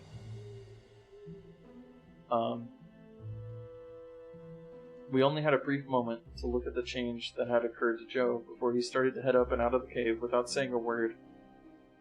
While Joe and B started for the surface, I took a minute to gather our gear. Then I stopped to listen into the passage. I heard nothing, and I felt nothing. The wind had stopped. Part of me wanted to get out of the cave as fast as possible, but another part of me wanted to immediately climb back through the passage to find out what made this cave tick. Then was not the time, though. I still felt a little dizzy from my injury. At that moment, I noticed B and Joe had made good time getting up the cave passage, and I was left alone. Chills ran through my body as I scurried to catch up with them. Once we got outside the cave, I figured we would be able to find out more from Joe. But when he got up the final climb, he just unclipped from the rope and went straight to the truck. In the light of day, he looked even worse than in the cave. B and I gathered up the rope and our gear and headed for the truck. Joe said he did not want to stay overnight because he felt terrible, and we believed him, so we headed home. We could get no more information from Joe. He just stared straight ahead. He was shaking like a leaf, and he said he was not cold. When we tried to question him, his answers were short. I asked him if he saw the hieroglyphics. No. Did he hear us yelling? No. Did he see the round rock? No. Did he see the crystals? No. He said he just went a little ways in and started to feel sick. Something was fishy about his answers. He would have had to have seen the crystals if he got far enough into the cave that he couldn't hear us yelling. But why would he not elaborate? The rest of the trip passed in eerie silence. Joe didn't say much else. We gave him a brief outline of the strange events that happened in the cave. He didn't reply. As we were dropping him off, we asked if he wanted to go back in the cave. He shook his head and ran into his house. I tried to call him later in the day and the next day, but only got his voicemail. Huh. So April 28th, 2001. Thanks.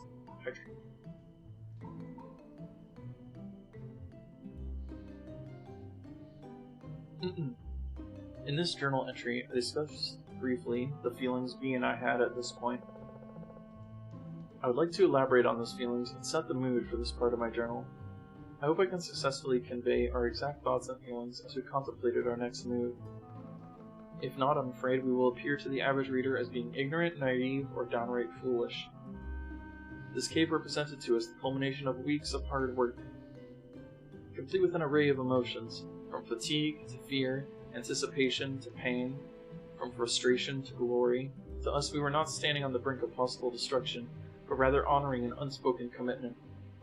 Much like a parent of a wayward child. We were not about to abandon our child out of fear of the unknown. Like it or not, this cave had become a part of us, and now we must see this adventure to its fruition. Additionally, verbose explanations aside, we were being eaten alive with curiosity.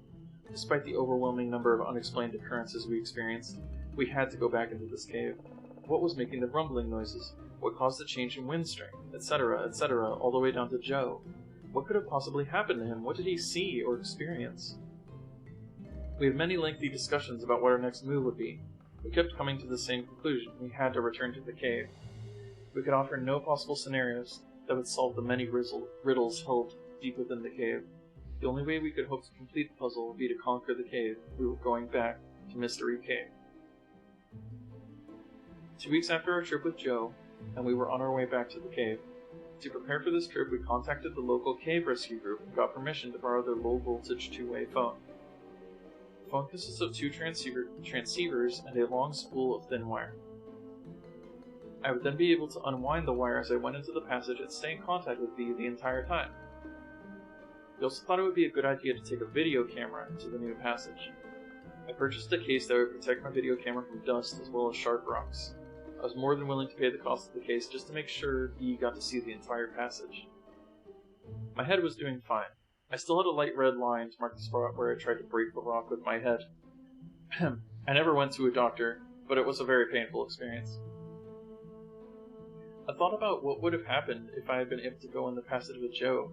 He was a changed man after he came out. I've been calling his house nearly every day trying to talk to him, but he won't answer his phone. He called his work and a mutual friend told him that Joe called in sick 2 weeks ago and hasn't been in since. He said Joe warned his boss he might be out for a while. I even stopped by his house twice. The first time it looked like someone was home, but no one answered the door. The second time his car was gone and there were no lights on. I hoped to talk to him before this trip, but it didn't work out. As we were rigging up the rope to descend into the cave, I felt something for the first time. I did not want to go into the cave. It was not a feeling of foreboding. I was not receiving some premonition. I just had no desire to enter the underground world of Mystery Cave. I didn't share this feeling with V at that time. Even though I had no desire to go into the cave, I knew we had to. So I double-checked my gear and slipped over the edge of the cliff. Right from the beginning, it seemed like the cave did not want us to be there. Nothing went smoothly.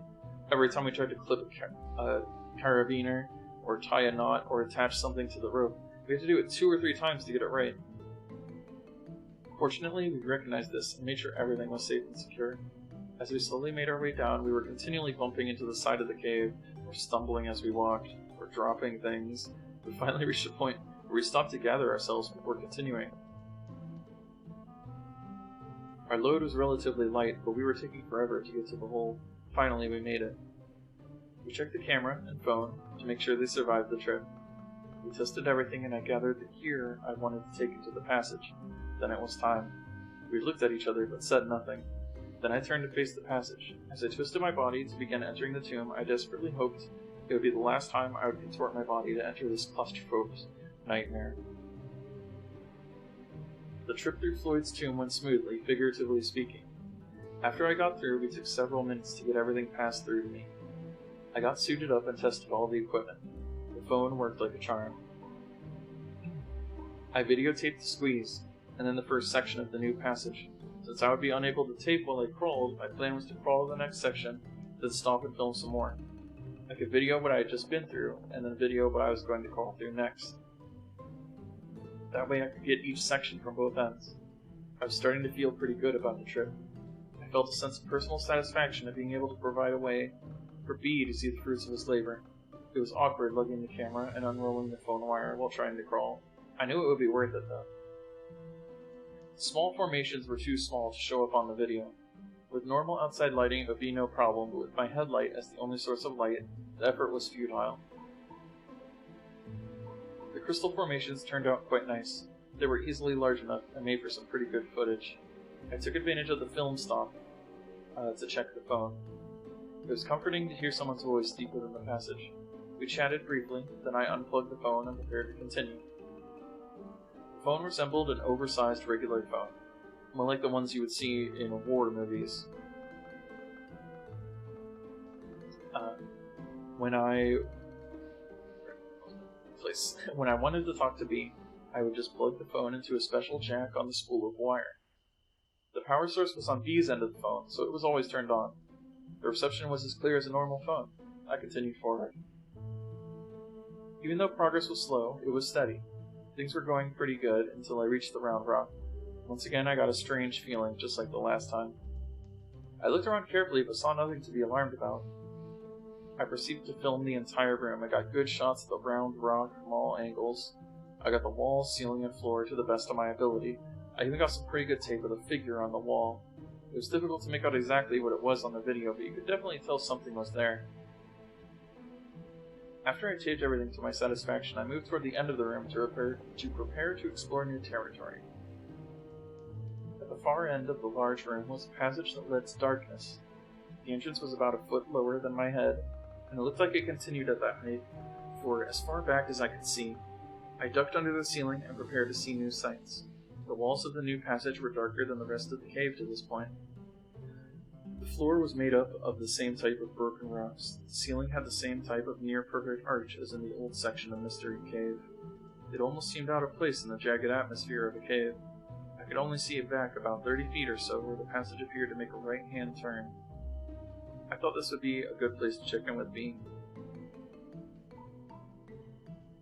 It took a couple of beeps before he answered the phone. But once he did, his voice was still crystal clear. It sounded like he might have been snoozing. Had I been gone that long? He said he was doing fine and that I could take as much time as I needed. I thanked him and hung up. His patience has been wonderful during this whole project. He spent a lot of time just waiting for me while I explored the passage.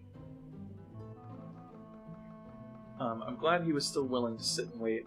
I hung up the phone and started to film the new passage. Then it happened. From behind me, I heard the scraping noise. It was loud, it was close. It was coming from the large room I had just left. I'll thank you for the posture check, Grezzy. I'll sit up. How are you doing, Grezzy? How's your day going? Waiting for me. I wheeled around to face whatever had made that noise. When I did, it's going well so far, that's good.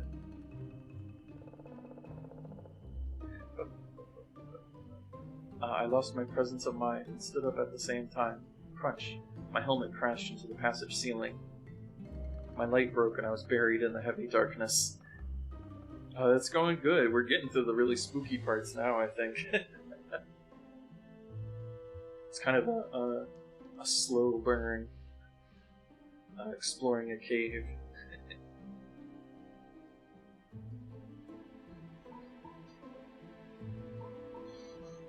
Pain shot through my neck and down into my back. The helmet had protected my head, but my neck was nearly numb from the impact. Oh yeah, there was a dog earlier, but it was okay. They left the dog at home.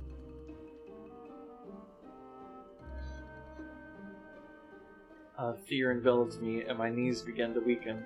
I slowly and involuntarily slumped to my knees. I gently set the camera down and began to see stars from the pain in my upper back. The scraping noise lasted only a second, and now the only sound I could hear was my own panic-inspired breathing. Not only could I feel the fear thick upon my chest, but the darkness seemed to hold me in place. I felt like I was vulnerable from every direction. I wanted to turn and look behind me, and to the side of me, and in front of me. Everywhere I looked, I saw black. Finally, I broke the stupor of terror long enough to reach for an alternate light source, the mini-mag on my helmet. I twisted the light to turn it on, and when I did, I nearly cried. I had forgot to put fresh batteries in, and now I could barely see more than a few feet. Still, it was better than nothing. I immediately began shining the light with all my might into the large room. I strained to get a glimpse of any movement in the room. Nothing. I was shaking violently as I sat there trying to figure out what to do. My mind was not thinking clearly. I honestly thought I was going to die right there in the cave. For a fleeting moment, I wondered how B would ever figure out what had happened to me. Then it hit me like a boulder. The phone! My mind must have been clearing up at that point, because I also thought about my glow sticks. Without taking my eyes off the large room, I felt around in my pack for the glow sticks. Since I was carrying the phone and video camera, I removed as much as possible from my pack. And one of the things I left with B was my backup headlamp, thus I was left with only the glow sticks. I found one and ripped it out of the package. I could tell something was wrong by how it sounded. It had been inadvertently broken and was now useless. I chucked it on the ground and searched my pack for another one. I took my eyes off the large room only to check the passage behind me occasionally. I found another glow stick, broke it to light it up. The soft green glow created eerie colors on the walls of the cave. The stick provides barely enough light to see the immediate area, and provided no hint of what lay ahead. I felt the pack for one more light, again without taking my eyes off the room. I felt a third glow stick and ripped it out of the package. After breaking it to make sure it worked, I hesitated, then threw the glow stick into the large room. The throw was a perfect one, and the stick sailed through the length of the room. In the brief moment that the light traveled through the room, I saw nothing but cave walls.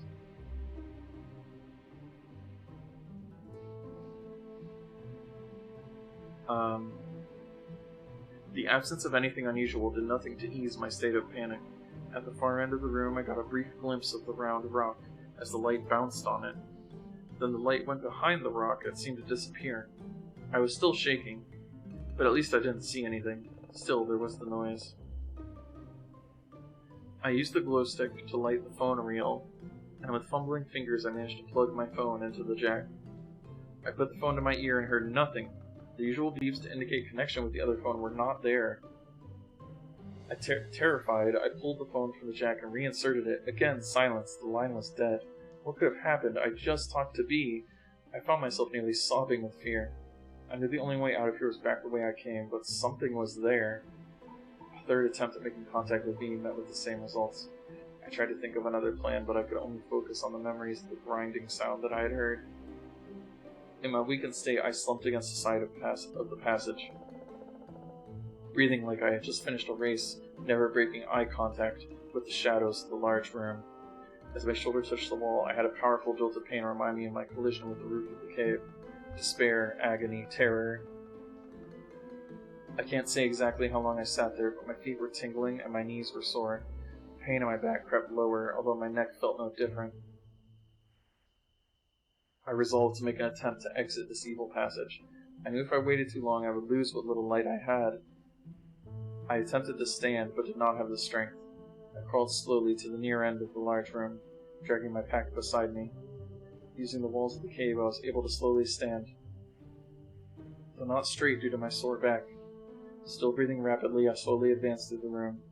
I wound up the phone wire as I went. My eyes were staring straight ahead, straining for any signs of movement. With every step, my light would cast ever-changing shadows on the wall, keeping me busy trying to look at everyone. My eyes burned as I realized I had not blinked for many minutes. How many? How long had this been going on? The only sounds I could hear were the crunch of my feet on the broken rock and the wheezing of my breath. As I wound the cord, I could hear the squeak of the wheel, with each turn bringing me closer to the tomb, closer to B, closer to safety. The short trip through the room took an eternity. As I passed the crude drawing, it seemed to glow, as if offering some sort of warning. Any sign of movement. Any sign of movement. I didn't know what the drawing represented, but everything about this cave seemed to instill fear. Toward the far end of the room, I could see the round rock, dimly at the far reaches of my light. Something seemed different about it, but I couldn't tell what. When I got within a few feet, I could finally tell what had changed. It had moved. That was the sound I heard. Again, terror gripped my entire body as I realized how close I was to something. I had no choice but to continue. Still, it was not easy. I inched toward the rock, holding the glow stick ahead of me in my shaking hand, using it to pierce the darkness. I stopped just this side of the rock and wound up the slack on the phone wire. Then I realized why I had lost contact with B. The rock was now sitting on the wire. I gave it a tug, and the thin wire snapped. My only hope of contact with the outside world ceased to exist when that wire broke.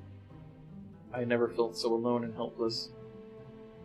Very deep within the earth, I had voluntarily descended into my own grave with a casket of solid rock.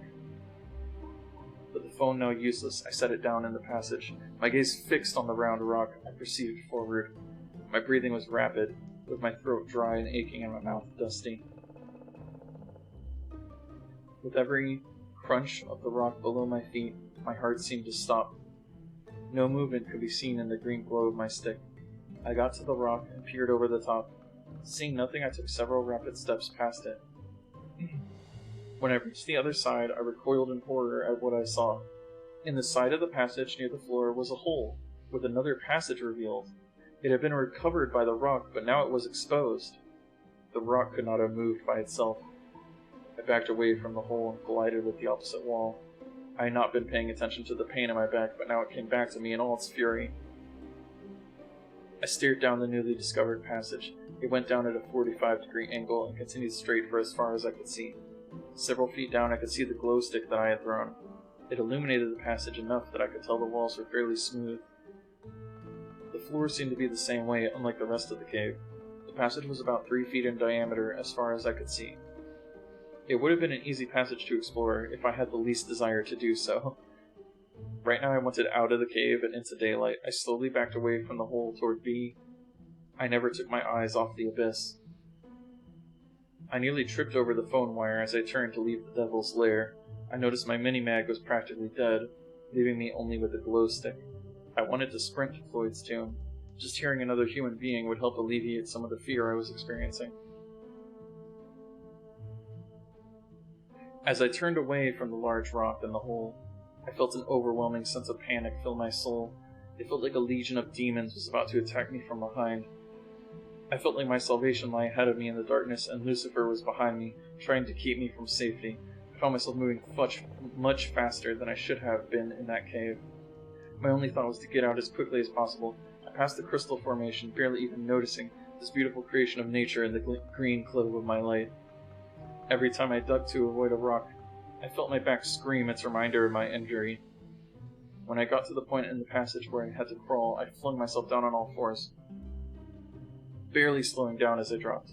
When my hands came in contact with the cave floor, I felt an electric shock shoot all the way down my back, and simultaneously down my arms. For the first time since this nightmare had begun, I let out a scream. I crumpled down and lay there on the rock, with new levels of pain manifesting every time I inhaled. Whimpering from fear and pain, I tried to listen to any other noise in the cave. I could feel the silence pounding in my head. I knew from previous trips that B was still out of earshot, but I was close. Forcing myself to move, I winced as I pulled my body onto all fours and started to progress along the cave. I still held the glow stick in my hand, but I had ceased checking behind me. Now my focus was ahead of me. I reached the point where I could yell at B. But I didn't make a sound. I didn't want to stop long enough to talk. Finally, I reached the last stretch of cave before the squeeze. As I was crawling toward the beginning of the tomb, I called to B. He answered back. I screamed to him to get everything ready to go. He asked if I was okay. Since he hadn't heard from me on the phone, he had gotten worried. I told him no and to get everything ready to go. When I reached the rope, I flipped off my helmet and shoved it into my pack. For the first time I realized I had forgotten my video camera. It was a fleeting thought. I cared no more about that camera than a passenger of the Titanic cared about a hat or a coat. I tied the pack to the rope and told him to pull it through. Then I told him to start heading toward the surface as soon as he pulled the rope through. He asked why, and I screamed that there was something in the cave with us. My back ached with every move I made. I knew it didn't matter, though. I was going to get through the tomb as fast as I could, injuries notwithstanding. Just as I started into the squeeze, I felt the wind in the passage increase, and with it the most nauseating stench I have ever experienced. It smelled like damp, rotting, rancid, putrid, death. I almost started to dry heave. I pulled my shirt up over my nose to shield me from the overpowering smell. At this point, B smelled it too. He yelled, "What is that?" Then he yelled at me to hurry up and get through. I told him I was coming, then I took a deep breath through my shirt and started back through. B's yelling had intensified my fear and panic, as if I needed any help. I knew he could sense the urgency in getting out of this place. Still, as I worked my way through, I yelled at him to start up, that I would catch up with him when I got through. He said he would. He placed my glow stick inside the passage, then began to climb out. This time through the squeeze, I had no regard for the tightness of the passage. I was scraping my face, ears, arms, and shoulders. Every inch of the squeeze meant numerous scratches on my body, but I barely noticed them. My back was nearly paralyzing me with pain. Once again I felt the rising need to vomit because of the odor being delivered to my nostrils by the breeze. Halfway through Floyd's tomb, I took a break to catch my breath. I was approaching exhaustion, and my respiration rate was through the roof. The top of the passage seemed to rest my cheek, and the floor felt like broken glass on my opposite cheek. As I paused briefly to recuperate, I heard the scraping noise coming from deep within the cave. Continued for several seconds, then silence. I let out a cry which startled me. I was no longer consciously reacting to the noise. Oh, hey, Strops. Welcome. I'm reading a spooky story about a cave. I was no longer consciously reacting to the noise. The cry was a subconscious response to the fear, which flowed through my entire body. In a panic, I began to scoot through the passage. As I reached the largest part of the tomb, I quickly slid my arms under my body to get into position to exit through our hole. I grabbed the rope and pulled with all my might. When my shoulders reached the hole, they lodged, and I was stuck. I dug my feet into the rocks and wiggled my way back into the passage. Then I turned my body slightly and tried again. This time I was successful in pulling my upper body through. Normally, I would carefully work my way out, since there's a 3-foot drop on the outside of the hole. This time I kicked with my legs and pulled my arms, and plop, I dropped out of the tomb, right onto my shoulder. I tried to roll to soften the impact, but was unable to do anything more than take the blow.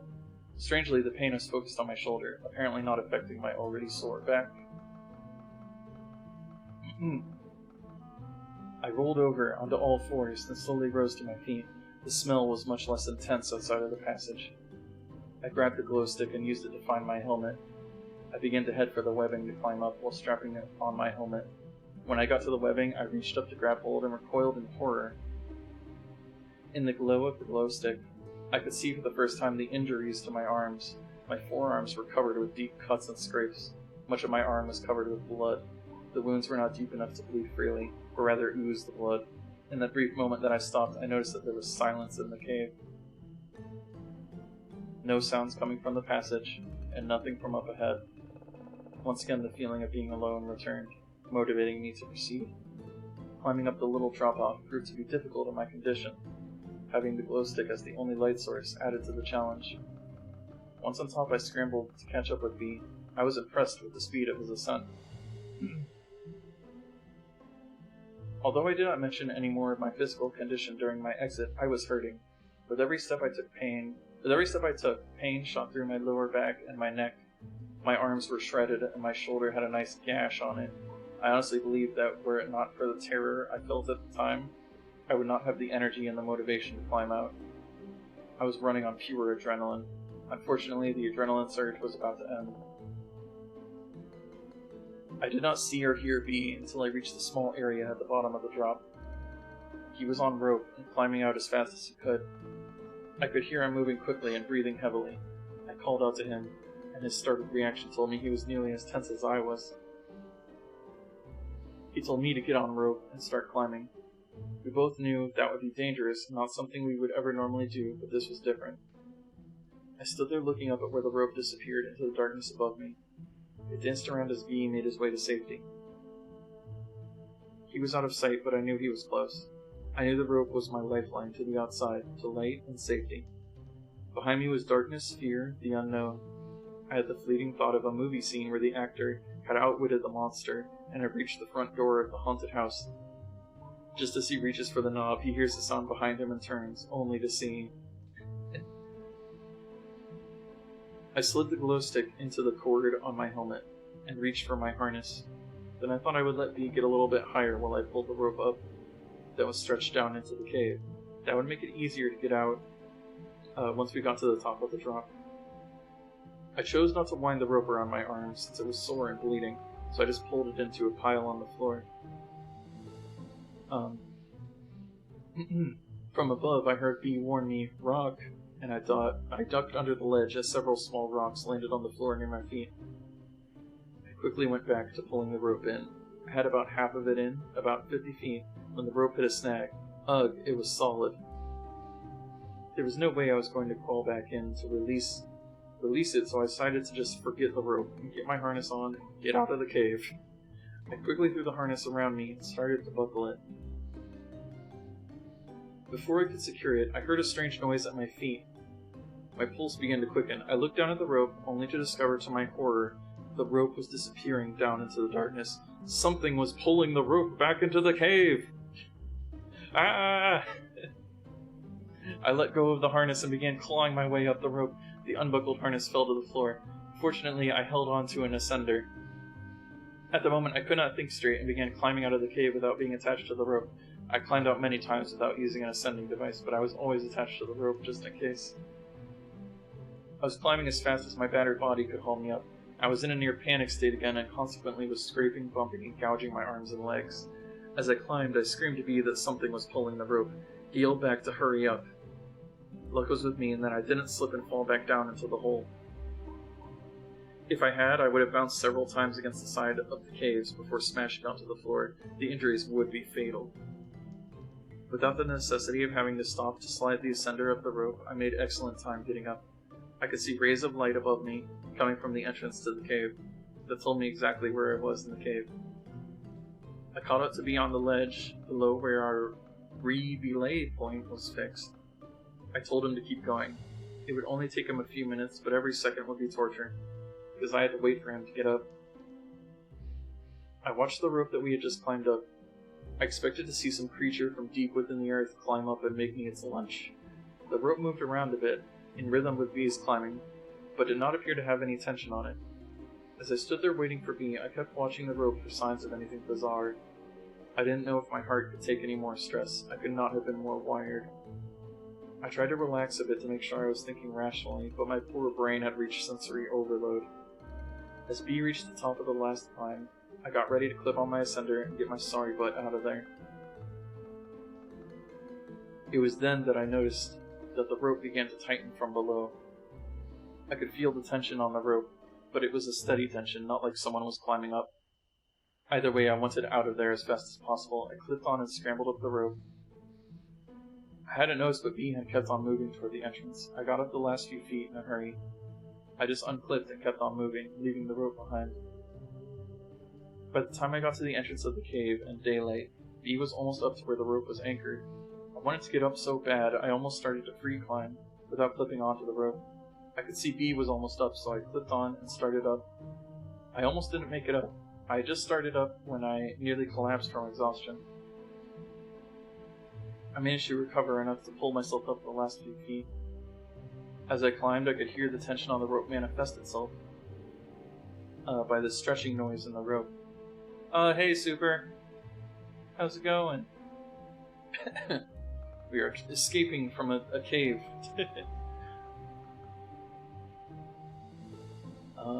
Pull myself up the last few feet.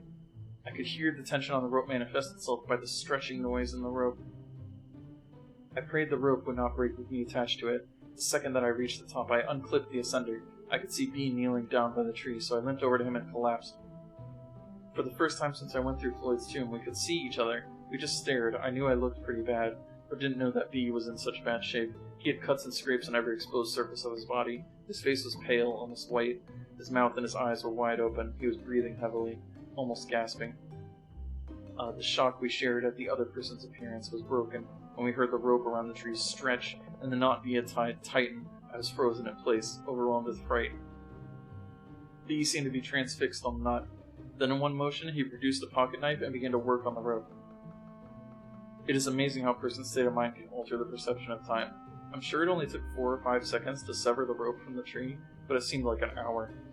When the rope was cut, the knot fell to the ground, while the end of the rope zipped across the rocks and over the edge of the cliff, the speed of it causing a humming noise as it went. As soon as the rope was cut, Bee let out a cry. He dropped the knife and fell backward. Watching the rope fly over the edge brought the feelings in the passage back to me. I got up and headed toward the truck. I noticed Bee was still laying there, wide-eyed, staring at the point the rope disappeared. I called to him, which seemed to break his trance. He got up and hurried away from the tree, the cave, the nightmare. Neither of us said a word all the way home. It is now 4 days after our trip to the cave. It has taken me 4 days and dozens of attempts to get this entire experience written into my journal. Every time I started to write, I recalled the terrible feelings I had and couldn't write anymore. I felt compelled to continue, so as to document the unbelievable events while all of the details were fresh in my mind. I can still feel the pain, still smell the stench, still experience the terror. Even typing from my journal has taken hours. I would like to write more, but it will have to wait. Even now, with several days between me and the event, I can't relax. I can barely concentrate. That's all for now. Let's take a little break.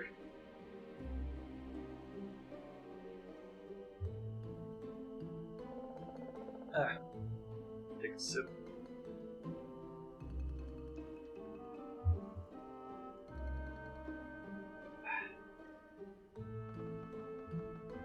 Alright. How goes it? It's going alright. A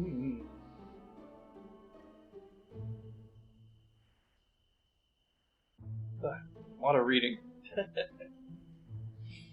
So I'm going for over 2 hours now. I'm wondering if I should... So I don't want to like completely like destroy my voice. I'm wondering if I should like save the rest for like a part 2. You find them relaxing. I mean, even ones like this, you find relaxing.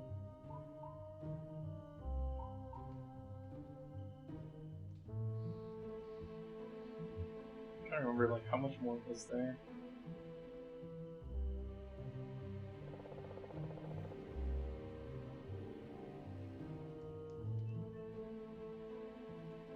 Wait, what? Oh, is this the last part? Hold on.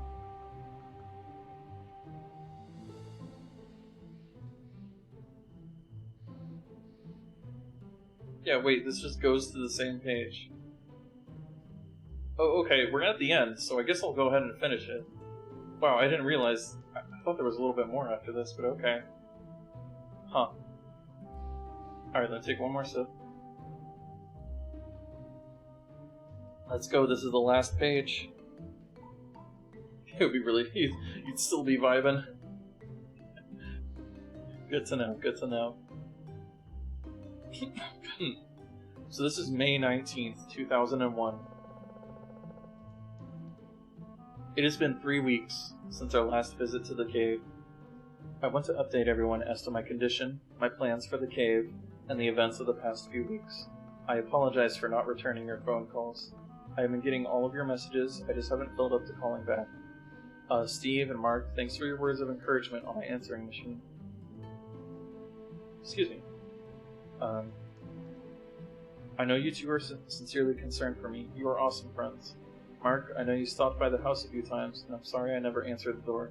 It really helped me just knowing you stopped by. Sis, I can hear the worry in your voice. I'm okay, don't worry about me. Just take care of those nieces and nephews of mine. I figure if I can get the site updated, I can let everyone know at once about how I am doing. A lot has happened in the last 3 weeks, so I'll do my best to cover everything. I guess I should start where the last entry left off. It took several days to get the last journal entry written down. I was so shook up from the experience that I could do little else but sit around and ponder what had happened. Right now I'm on long-term medical leave from my work.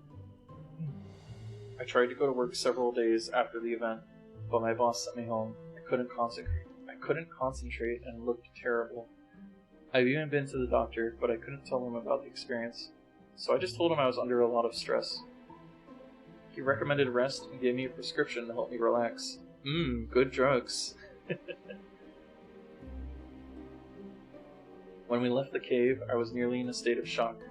I could not think clearly and was having a difficult time trying to understand what had happened. I didn't eat much, nor did I get any sleep. I was glad I had the presence of mind to write down my experience, while it was fresh on my mind. As I reread what I wrote, I feel like I accurately portrayed what happened in the cave that day. I wouldn't change anything I wrote. Even though it took 3 days to write it, when I finished writing in my journal, I felt much better. I guess it was kind of therapeutic. Unfortunately, it didn't last. In fact, it was after then that things got really bad. He and I parted company after the trip, and I didn't see him again until yesterday. I didn't try to reach him, and he didn't try to get a hold of me, nor did either of us try to contact Joe. He just dropped me off after the trip, and I spent the next several days by myself in my house. I tried to eat, but had no appetite. I was restless, but I couldn't find anything to do to take my mind off the experience. That's when I determined that I should write it down. As I mentioned, that helped me think a little clearer, and I seemed to be a little calmer, but it didn't last. I went to work the next day, but was sent home. The day after that, I had an overwhelming feeling of anxiety sink into my soul. I was depressed and confused and had no one I wanted to turn to for comfort. I was getting all kinds of phone calls from people, but I just let the answering machine take the calls. I even changed the message on the machine to let everyone know I was alright. I continued in this miserable state, eating and sleeping whenever I could manage, until a week after the trip. Then things started to get strange. At first I was hearing sounds in the house that had no explanation. Footsteps, shuffling noises, creaking doors, the typical horror movie fare. Only the sounds were not distinct. It was as though I wasn't sure I heard what I thought I heard. I would be eating or getting out of the shower and stop, thinking I heard something. But the sound would not repeat itself. In fact, if it weren't for the fact that it happened frequently, I couldn't be sure there were noises in the first place. Either way, I was scared. It was as though I had been caught in a spider web for the last week. Feelings of anxiety, foreboding, tension filled my life. Then came the hallucinations. I began seeing things in a manner similar to the sounds I was hearing. Just a glimpse of something in the corner of my eye. When I would turn to look, nothing. I had been sleeping with the lights on in my room, but now I kept all the lights in the house on, from before dusk to after dawn. When I started to see things on a regular basis, I purchased a gun. Got it from an ad in the paper, so I didn't have to wait for a permit. I went to the doctor, but didn't mention the details of my life. Just told him I couldn't relax, and I walked out of there with a prescription. Fortunately, my wounds and injuries were pretty much healed by this time. My back still hurt a little, but the prescription took care of that too. When I was on the medication, I felt great, but I didn't want to walk around high for the rest of my life, so I would only take it at the end of a rough day. Unfortunately, the severity of the sightings increased, giving rise to a need for the medication. The flashes in the corner of my eye continued, but then I began to see shapes and shadows. They would be outside my windows, usually at night.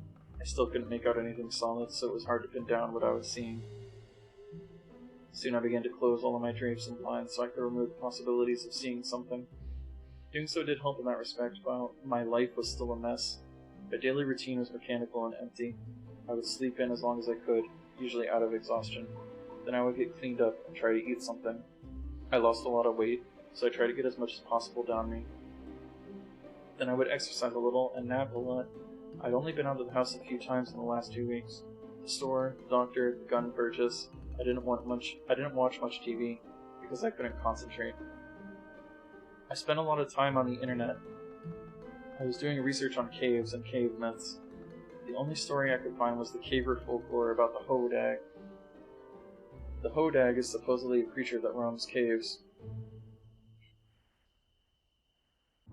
2 weeks after we went in the cave, and a week after I began hearing things, I began to have nightmares, extremely lucid nightmares. No specific theme or recurring events, just plain terrifying. Sometimes I was in my house and someone was trying to get me. Only I couldn't run because I had no legs. Other times I was in a vat, and someone was pouring a syrup-like liquid on me, filling the vat. I would wake up in a panic. I would stay awake until exhaustion forced me to enter dreamland once again. A brutal routine. It continued for several days until it reached a climax on the 6th day, yesterday. My dreams seemed so real, I had a hard time telling if I was awake or not. I was beat, really drained of energy and spirit. I was going from the living room to my bedroom in the early evening, when I looked down the hallway and saw a dark figure toward the end. I thought it was a thief and began to back up slowly. It didn't move. As I was backing up, the lights flickered off and on. Every muscle was tense. I stopped to stare at the figure. Just then the phone rang. It startled me so bad I stumbled over the chair. When I got up, I wheeled around to look down the hall, and nothing was there. I grabbed my keys and left the house. I felt compelled to get in the car and drive. My pulse pounded in my temples as I got in and started the car. I wanted to drive to Overlook Point to see the city lights. I didn't know why I needed to go there, but I knew I had to go. The closer I got, the more urgent the feeling. When I arrived at the point, I saw something that at first startled me, but then caused me to be more relaxed than I have been in a long time. Joe was there. He was out of his car, standing looking at the lights. We looked at each other. I could see from the tired look on his face he had been going through the same miserable trial that I had been experiencing. He could tell from the look on my face that we had shared some terrible experience. Our conversation was unbelievably brief. "You been back?" he began, even though he knew the answer. "Yes. We need to return." "Tomorrow good?" I asked. "Yeah, noon." He got in his car, and I got into mine. I hadn't even wanted to talk to him about his experience. Obviously, he didn't want to know mine. I drove over to B's house. When he answered the door, I thought that B actually looked like he was doing fine, somewhat happy. One look at me and his disposition changed. Our conversation was also succinct. I ran into Joe, and we're going back in tomorrow at noon. B looked dead serious. He just nodded his head. I asked him if I could spend the night at his house. He eagerly let me in. I didn't notice until later, but every light in the house was turned on. He led me to his spare room. Help yourself. Thanks. I washed up in the bathroom, took some medication, and got the first decent sleep in a long time. I awoke early this morning and came home to get ready for the trip. I thought I would send out this update, so no one will wonder what's going on with me. I suspect by the time most of you read this, I will be back home and will have a great story to tell. I promise that if you haven't heard from me by now, you will very shortly. It is now 10 a.m. on Saturday the 19th. We will be leaving for the cave in 2 hours. Preparing for this trip will be like no other trip I've been on. For the first time in my life, I will carry a gun into a cave. I will also carry a knife, an extensive first aid kit, plenty of food and water, and a camera. I will take several sources of light and a pad of paper and pencil. I will have to take all of my climbing ropes since B lost his in the cave. I will carry a good length of rope with me on the other side of Floyd's tomb. This is the first time in 3 weeks that I have heard any reference to Floyd's tomb. It sent shivers up my spine just typing it. There are so many things I hope to accomplish this day. So many answers I hope to find in a tiny passage hidden from view. Reflecting on the events leading up to today leaves me feeling dizzy. Was this all a bad dream? Unfortunately, I am wide awake. Still, in a few short hours I might face my nightmare. The thought of having another person with me in the passage does nothing to alleviate the fear I feel. I almost chuckle as I ponder a childish notion that we will have to consider. Who will enter the tomb first? Who will lead the way into the dark unknown? Who will decide when to turn back? Foremost among the questions in my mind is, what about the video camera that I left behind? It is supposed to be able to record in complete darkness. I left the thing running, so what might we find on the tape? Darker questions follow. What if the camera is gone? What if it is destroyed? Although it is difficult to put an exact name on my motivation, I think closure fits quite nicely. I need to find out a few things about this cave. The main thing, believe it or not, is to find the end of the cave. With all of the bizarre things I've witnessed these past few weeks, it would seem a bit trite to want as a primary goal to get to the end, but that is what I want. To be sure, I will be seeking other bits of knowledge along the way. If, however, I find the end to the main passage, and an end to the passage hidden by the rock, I will be content to never return to the passage of the cave again. Never.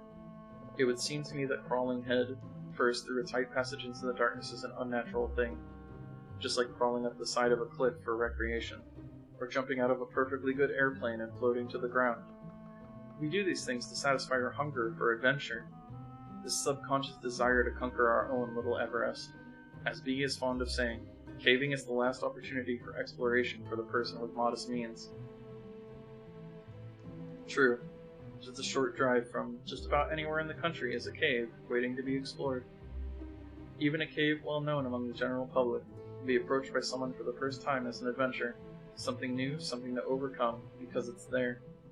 Many of you don't agree with my decisions to pursue this cave. I know this from the messages I have received. I'm afraid I don't have a choice. If I am ever to experience restful slumber, I must return. If I am ever to walk the halls of my own home in peace, I must return. If I am ever to exit the overworld and enter the subterranean world of the cave, I must now return. I no longer feel that I have a choice. I must return. For my family and friends who are reading this, I say, be at peace. I will conquer this cave. Then I will return and update this website immediately. I will include any photos we take in the cave today, and if you stop by the house, I will show you the video I will have. I expect to be home later tonight, or tomorrow at the latest. See all of you soon with a lot of answers. Love, Ted. But when we click on next, there's nothing more. The end! That's the story of Ted the Caver.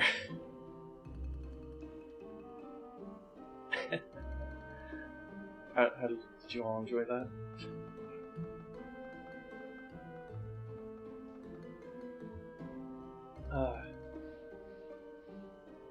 Poor Ted.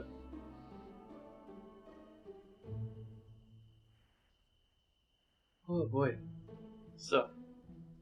Oh, hold on, I'm yawn. Sleepy. I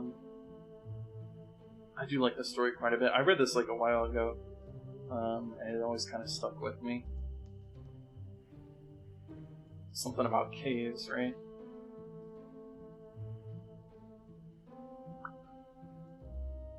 So I'll probably take a quick break, and then I'll come back because I still wanna play some Carrion. See how much I can play that. So yeah, be right back with Carrion. You don't have an emote? Hold on, like, let me see. Got like Crowens. Oh, where's this Crowens emotes? Here we go. Thank you, Crow. I'm glad you enjoyed it. Alright, yes. We'll take a quick break. I'll be right back. Yeah, right. Got a gun. I'm bringing a gun into the cave. Hold on, remember, what's the meme with Destiny? The meme with Destiny where the, like, moon's haunted, like, cocks the gun. Cave's haunted. Cave's haunted. Alright. I gotta go. I gotta piss. I don't know why I said that like that, I'm sorry, bye.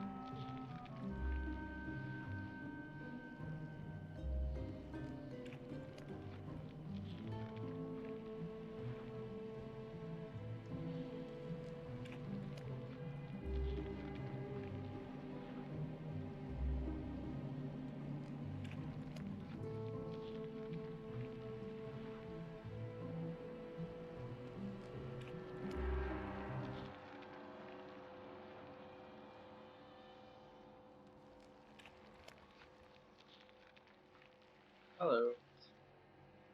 I'm still getting set up, but I figured I might as well just be here. I still want to turn the game audio down a bit.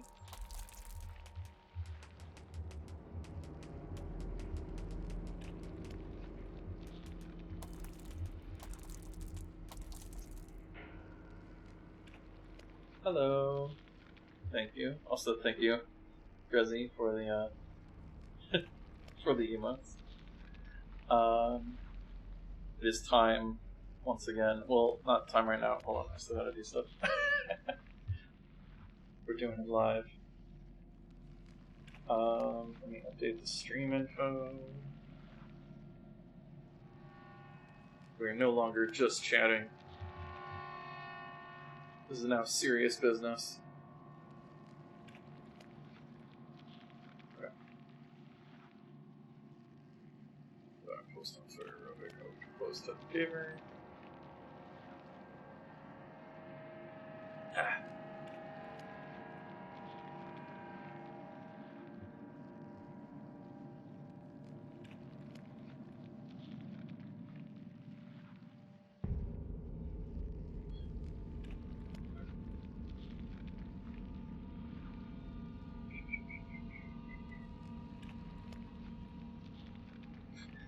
Do so many quote tweets. Spooky story.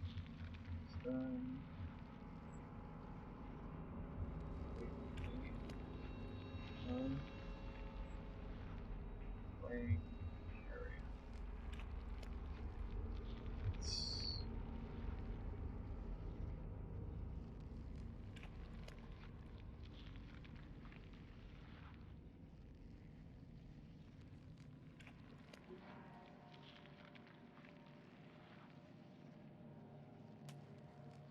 This game is. I should probably put like content warnings. Maybe I should do that.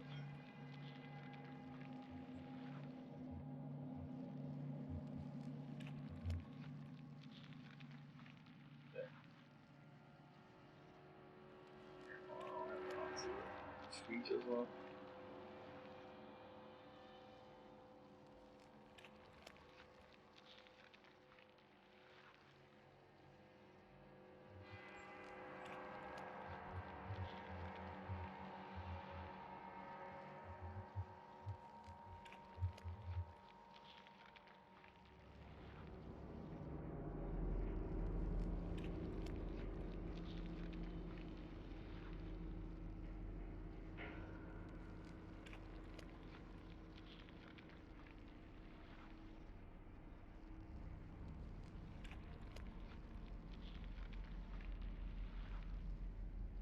Okay.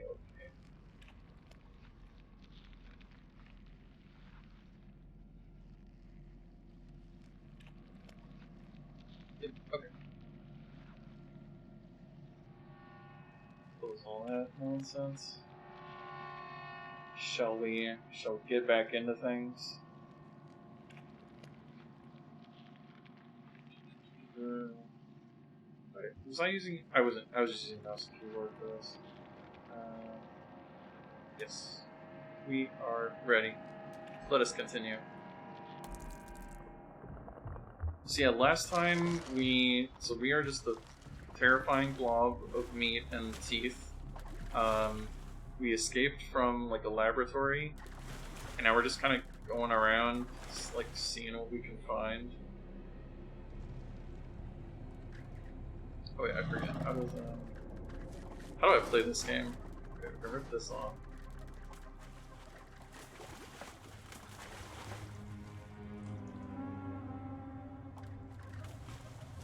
Rip that. Right, like can't quite squeeze through these like grates. I don't remember how to play. Been a while. Oh, here we go. Hold on. Yeah, right. In the water, we turn into worms. There you go. Okay, we broke that. I don't know what that does for us.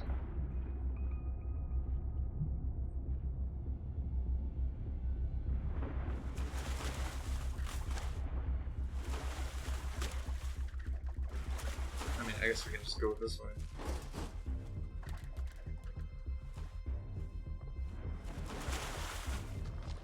Oh wait, this is back where we came?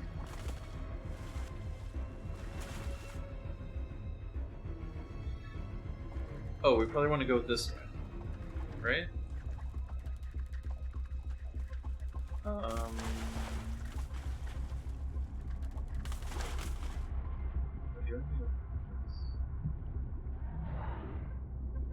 Hold on, so we might want to get smaller, because like we have like different abilities depending on like what size we are.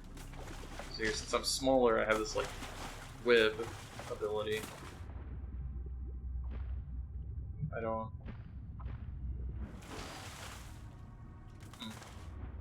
It's not really anything. There's no switches or anything around, right? I'm missing something? I don't think so. Well, okay, is there anything else we can do over here? Now that we're smaller? We can't go in this door, right?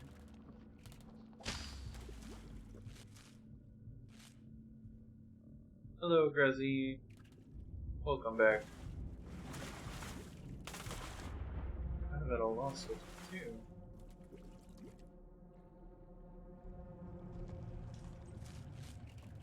There's definitely no other like switch there. That's great.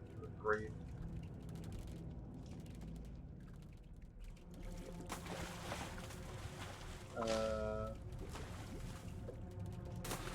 Is it not? Wait. Oh, is that a thing? Hold on. There's like a yellow thing here. Oh yeah. Okay. Cool. I had a feeling something like that would happen. We needed to change the height of the water. Wait. How do we get out?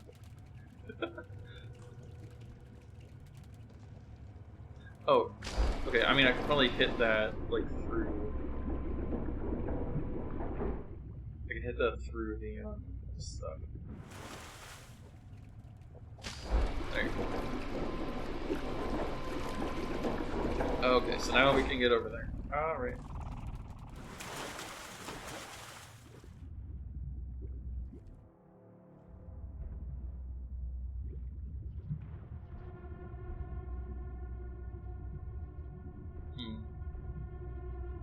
This guy over there with a gun. There's a couple guys with guns. There's a robot up there. Oh no. I don't want to have to deal with that.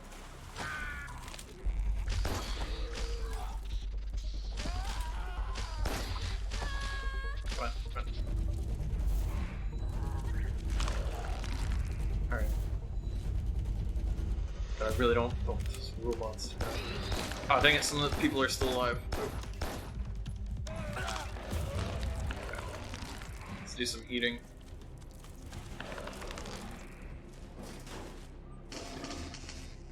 So what is, we can turn like invisible.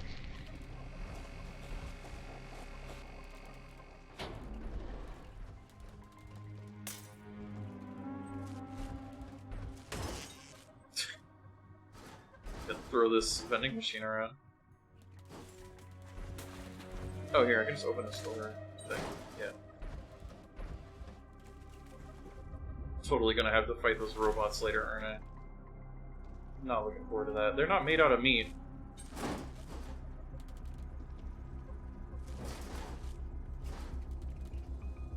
Hello.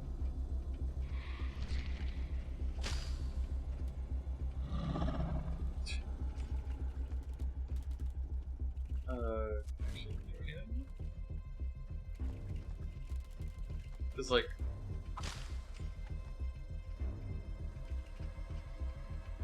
I would need water to be here in order to get through that. Okay, I guess I can't do anything here. Those doors are closed. That door's closed. That door's closed. There's no like switches on it.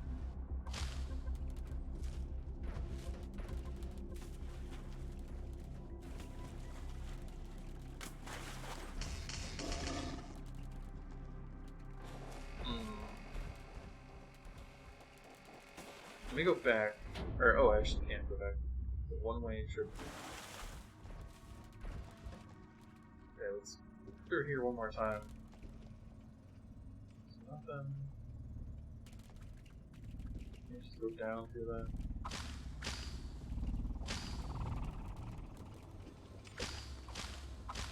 What would I rather do there? Look how they don't notice any of this stuff like fall like that. And I can just turn it invisible. Thank you for the hydrate.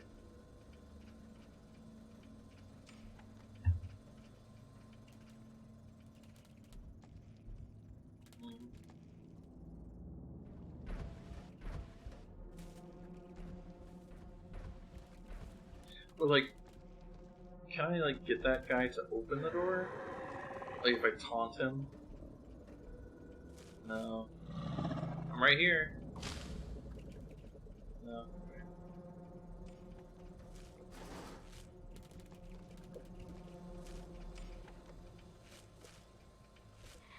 Yeah. I won't. So also look at me. Go down in this water.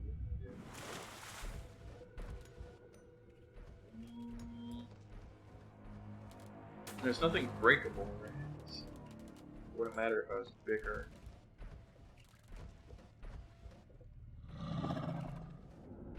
Yeah, it switches up here.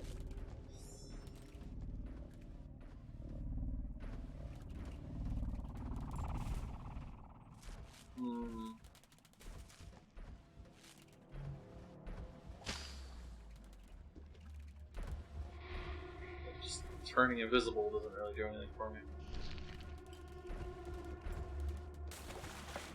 Or redeem. Yes, I'm sorry.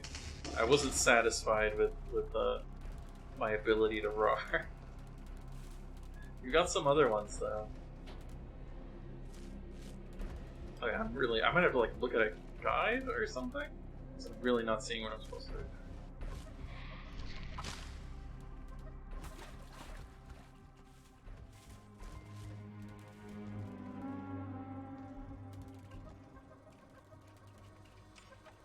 There's nothing I can do here.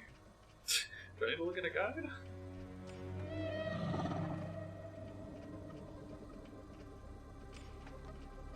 I might do that. What? I literally have no idea what to do.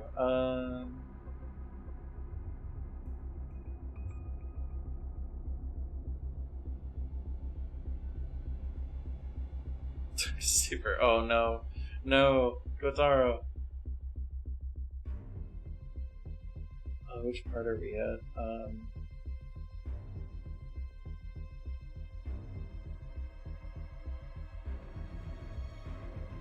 Are we at?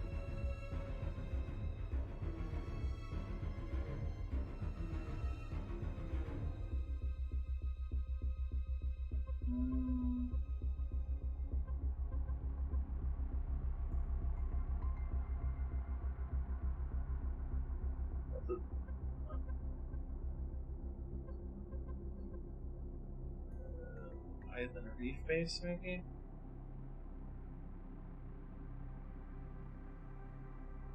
Oh no, we did this one. Relic Science HQ? Is that where we are? Larger. Oh yeah, this is familiar. Okay.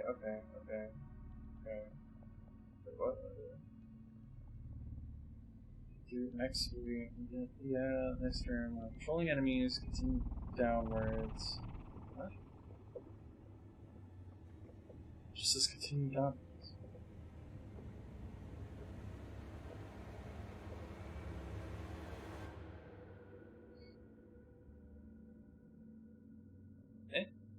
Nani?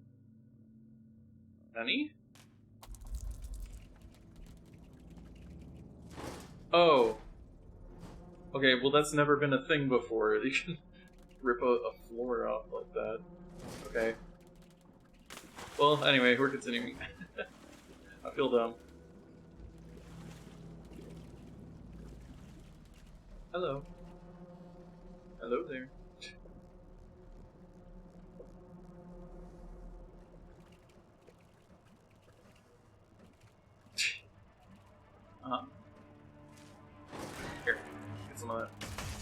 gonna eat it. Alright. Oop. Okay, what did I do? I opened that. I opened that. Great. I love it when doors open. Can I do anything with this? Just some closet biomass.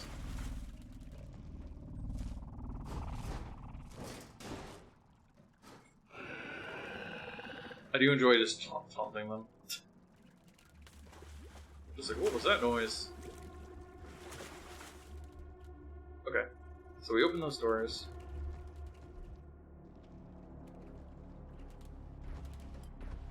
So we can go this way now. Oh, hello. Hold on. Good thing he doesn't notice the tentacles. Just, or maybe he does notice them. Is there any other way? There you go. Alright. Alright, they're just in the toilet.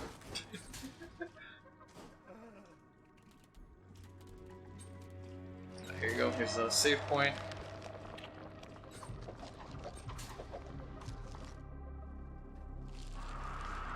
Nice. But that person is still on the toilet. I'll leave them for now. Oh, hi.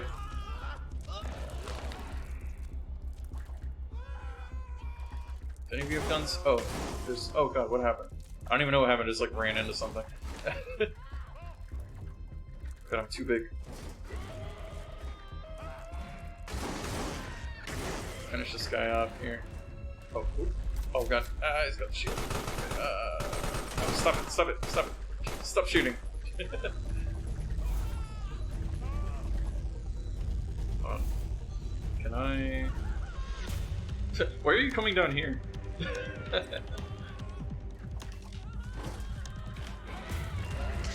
Ah. Wait, no, no, no. There we go. Okay. You guys don't have guns. Oh, you guys have guns. Come on, wait, can't. There you go. Okay. Just take care of the soldiers. Ah, what's up here? Ah, one of this. There you go. Where are we at now? Oh, we got another save point. Gross.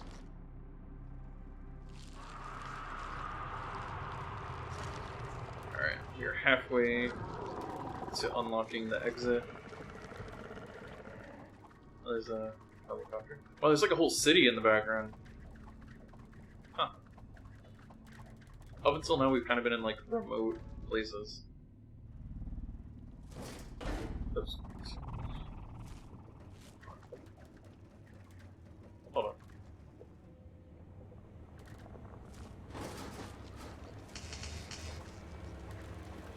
What's this do? Eh? Okay, I don't really want to do that.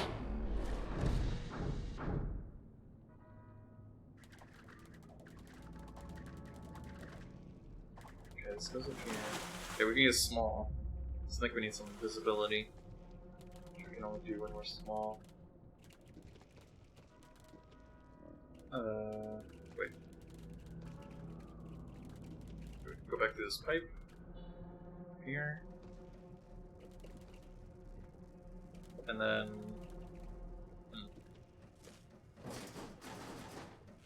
Okay, there's a door in the way there. What's this way? Oh, well, a locked door. What's down here? Going through the ventilation.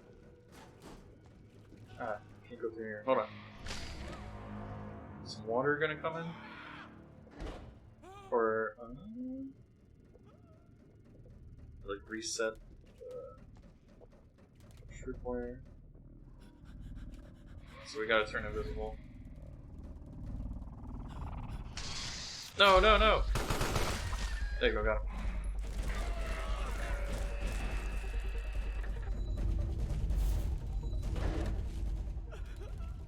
Cool, okay.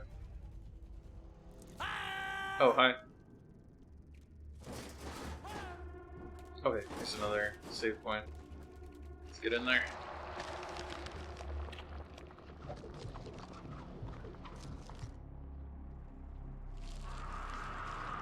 Alright, just need one more save point, and then we'll be out of here.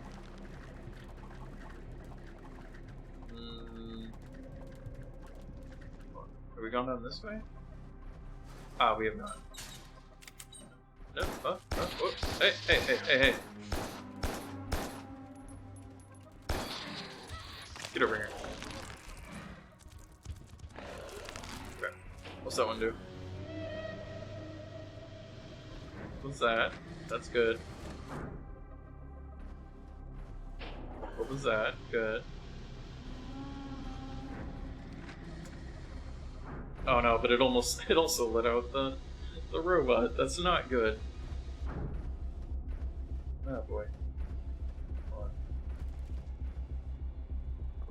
on. Is there a oh, there's also rooms in here. Hold on. What's this do? Oh, what? Switches passageways, that's a lot. Okay. So we have to go this way. Hello. Hold on, I actually need some help. Let me... Alright, thanks. Wait. This box away. What's there here again? Oh, this door's open. Oh, okay, we've been here before. There's blood everywhere, so... that means we've been there before.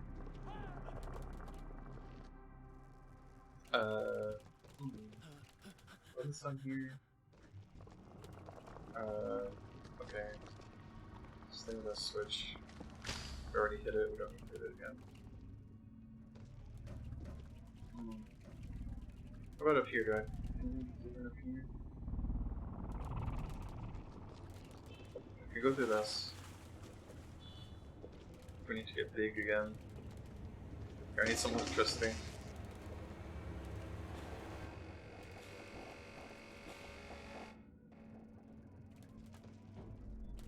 Alright, this is the dead end.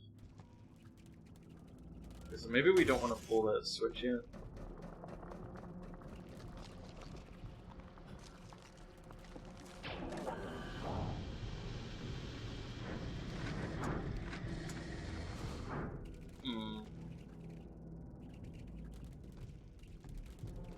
This is just a dead end. What this?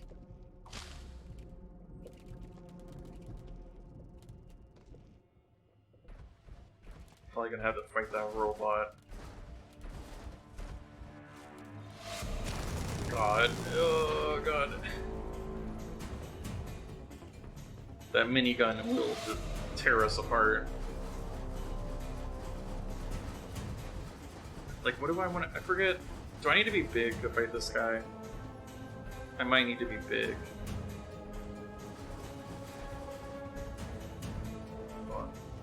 Dang it, I thought if I could get behind him... Whoa.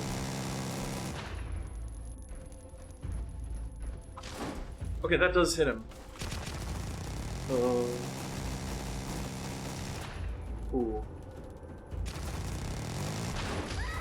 Oh, I got him, Got the pilot. Oh, okay. Those things are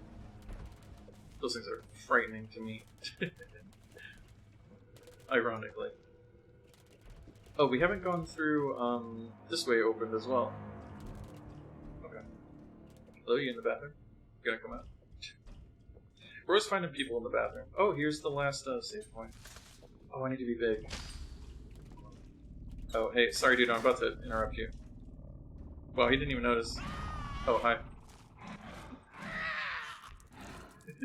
Hold on, wait. I'm actually like, can I do this without killing anybody? That guy has a gun though, so...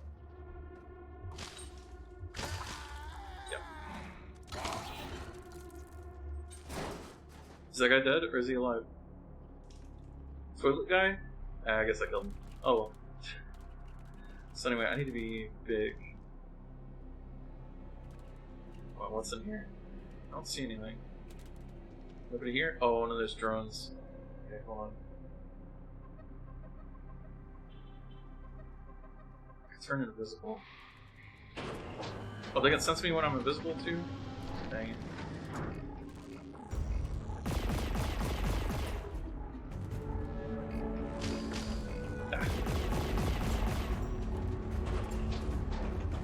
Smash it around, smash it around! Okay, I got one of them. There you go. Oh! Oh, you're gonna get the art. Oh, you redeemed the wink? Okay, hold on. Make sure I do it correctly. Hey, Gruzzy. Wink. Wink.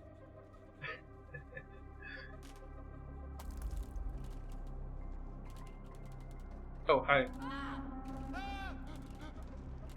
Somebody here.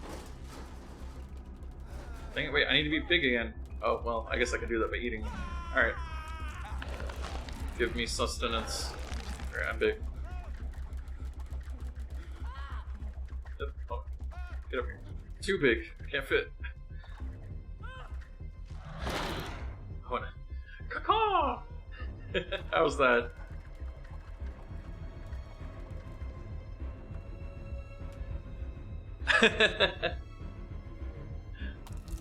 Glad you enjoyed it.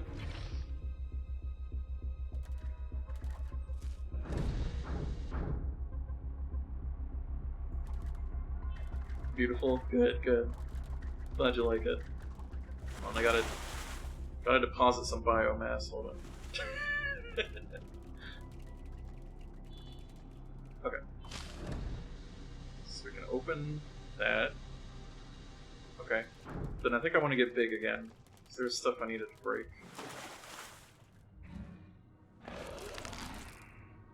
You're gonna cut out in the middle of which one? Of the wink? Wink. Oh, my hair is like my face. Wink.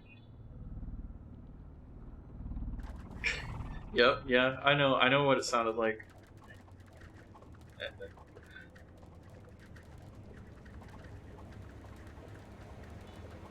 Oh, okay. Caw-caw! Caw-caw! How was that?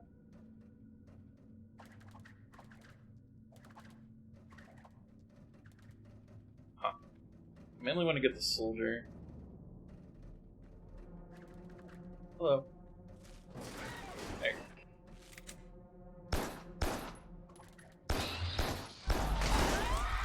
Ooh. What happened? What happened? Not even sure what happened. Oh god, he's still up? Ah, thought I got him.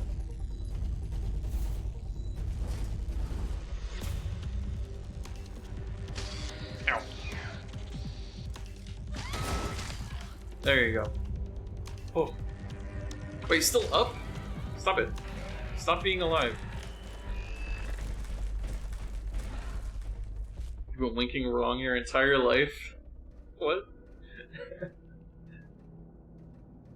Oh, is it required to say it when you do it? Oh, I see. I mean, of course, you gotta make like a little sound effect, like wink, wink.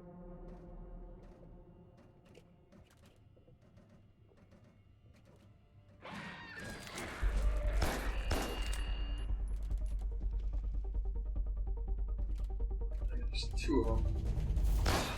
Oh, I like fell into the next area. That's fine.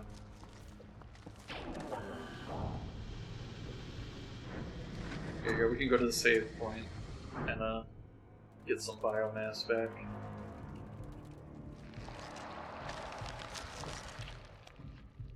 How to wink extra fancy, yes. Hold on. It's a tight squeeze. Hello. Wait. There you go.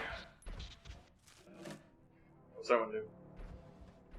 Alright, nice, nice, nice.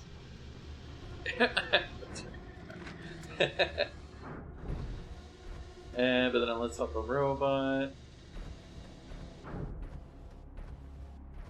Alright, let's get the other one. Okay. Hmm.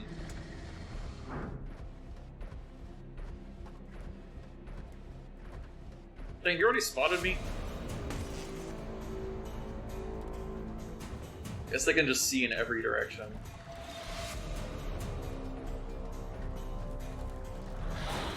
Oh, dang it. Didn't hit him. No, no, no, no. Ah!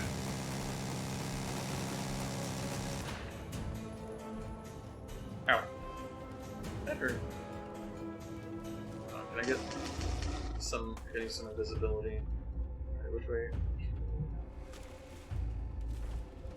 No, no, get in the water, get in the water! No! No! Ah!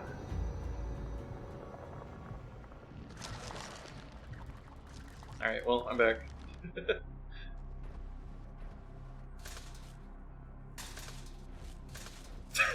Hold on, think about things from this guy's perspective. There's just blood just like spraying through the door.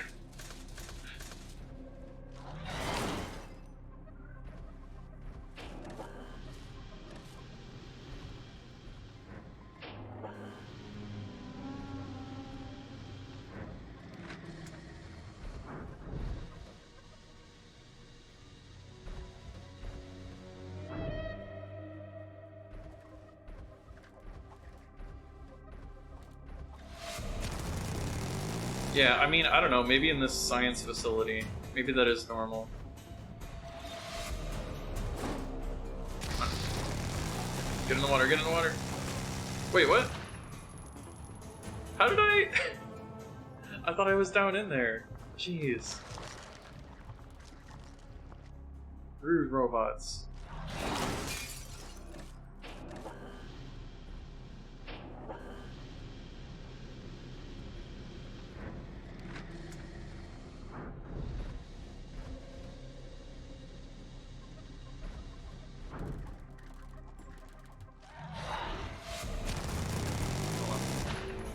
Trying to do the ramming attack on him, but it looks like that doesn't really like work that well. Okay, I ripped a piece of armor off. Oh god, he's already shooting. Oh god, hide. Jesus Christ. Don't shoot me. I'm just a little worm. I'm just a little worm.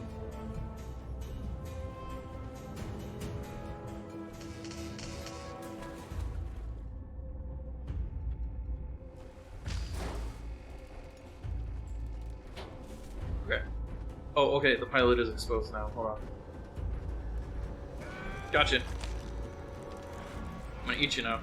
This caused me so much trouble, I'm just gonna eat you. Okay. Alright, we can go down here now. Oh. Okay, there's a door in there. Hello. No, wait, he's the soldier. Okay. Okay.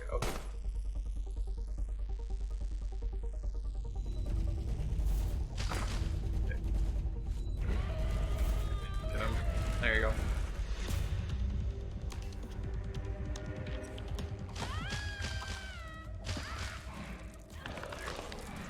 Get over here. Okay. Cool. Oh, we also could have like snuck through. Could have done it stealthily, I guess. Oh wait, so I open this. Where does this go? What was that? Ooh, is this a new ability? Oh, I think it is. Give me the DNA. Parasitism. Assume direct control. It looks like you get to visit the Oh, bonus bean room. I get to visit the bonus bean room. Wait. Oh. Oh, okay, that's interesting. Oh my god.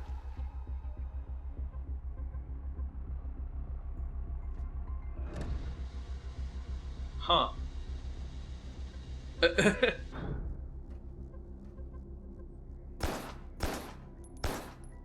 Interesting. Oh, and then okay. And then I, like, teleport to them. Oh, for all my hard work, I get to visit the bonus bean room.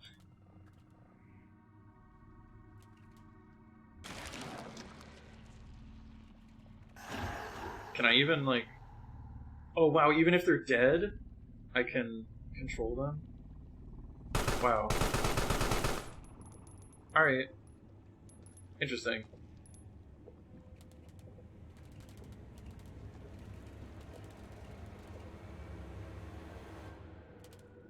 I have to keep that in mind. Oh, okay, so now I can get to that place that I couldn't get there before. I'll just take over this guy's brain.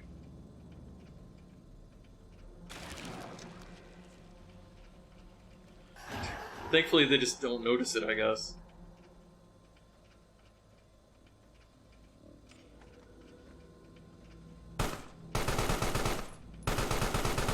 Okay, I guess I can't shoot that.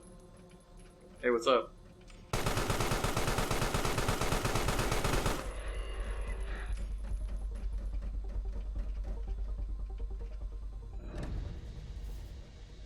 Thanks for opening the door.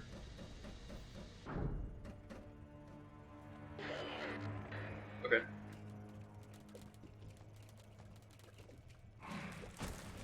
Yep. There we go.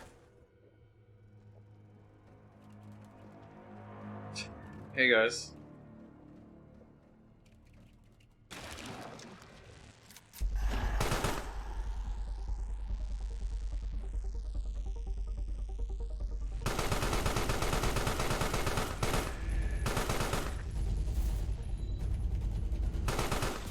I can't make him, like, show me.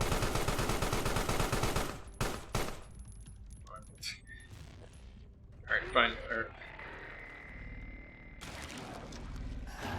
There you go. Oh yeah, I need somebody alive to open the door for me anyway.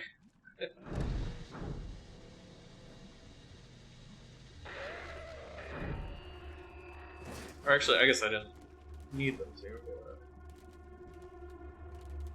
Okay, so we... Oh, wait. We're not done here yet?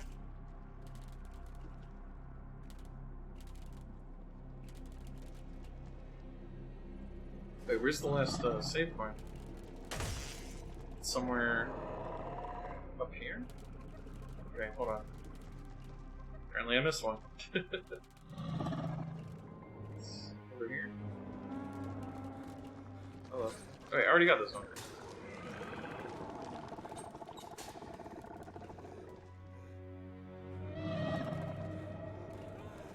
There's just one up here.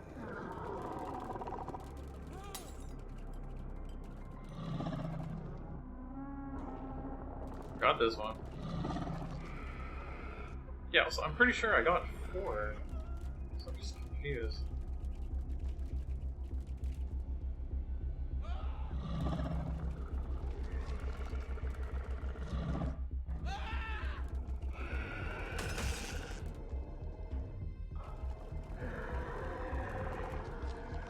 Hold on, there's one.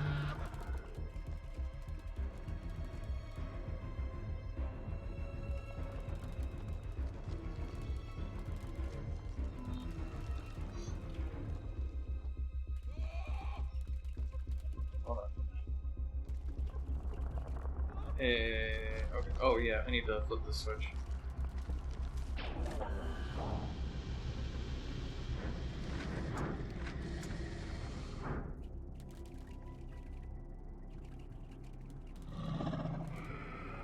Okay, there's one that's like a different color that's like over that way. Hold on.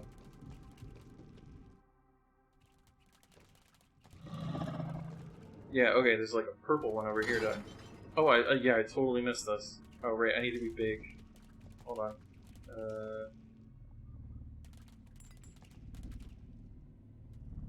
Yep, the other way. This place is so confusing.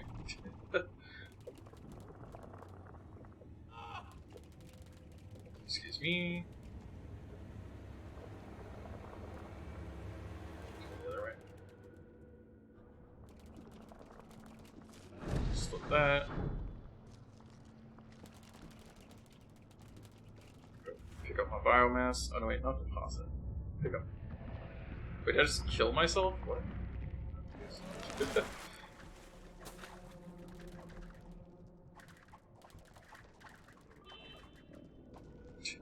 It's interesting, I just hear like a car horn honking every once in a while.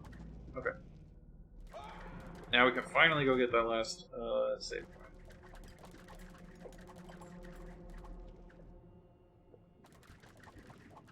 Okay, breakthroughs. There.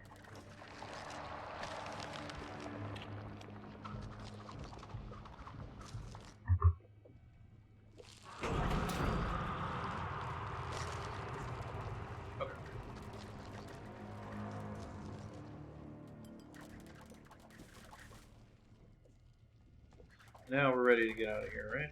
Or wait. This is where I got the ability. Okay. It's to the right. Yeah. Oh yeah, there are even exit signs. There are exit signs pointing the way. Alright, let's get out of here.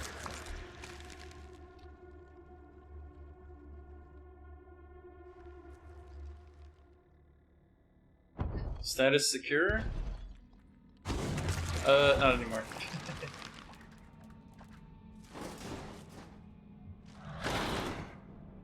Alright, what's over here? Armored warfare facility.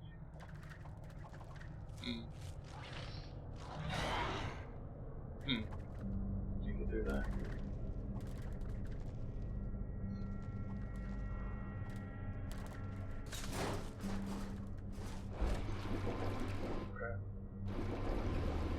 Alright, we raised the water somewhere else. Oh, portal, so open the door.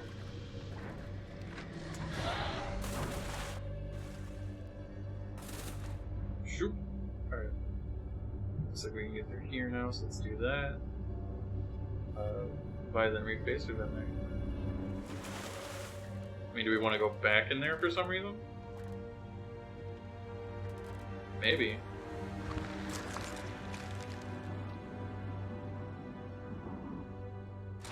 This we haven't completed everything here.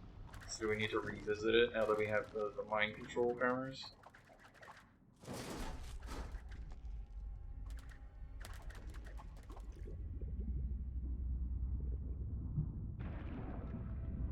Oh, oops, I didn't actually do that.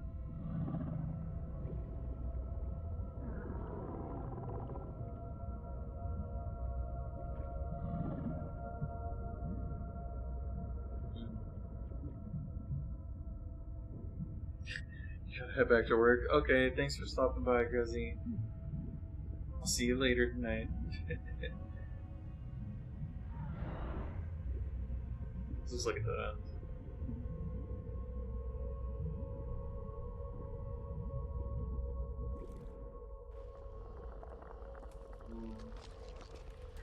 Oh! Oh, and I could control this guy now if I wanted to. Right. Yeah. Ooh, okay. I got him.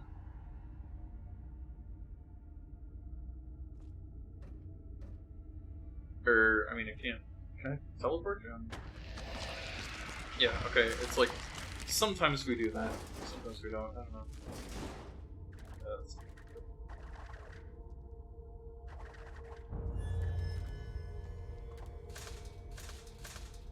Yeah.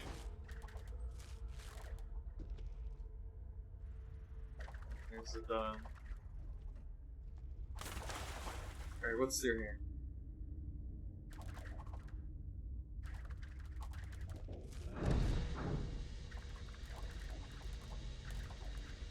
Oh, I need to be small.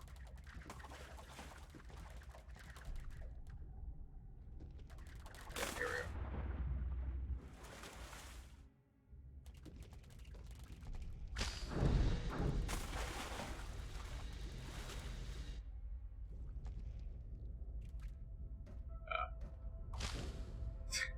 Looks like it's time for some more mind control.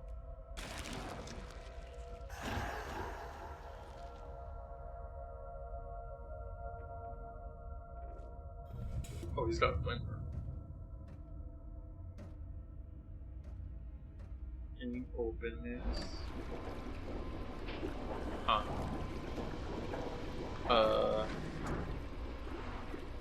Is he just drowning?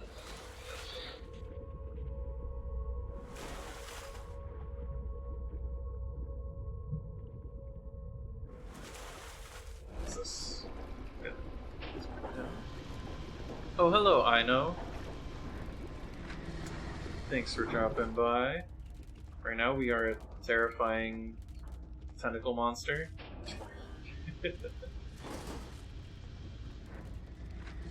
Oh wait, hold on. Can I... Wait. How do I get out of here? Oh, can I hit that from here? Oh, ah. Good luck. Thanks. Thanks. Come on. Come on. Get it. I don't understand. Say that okay. Ah, thank you for the hydrate.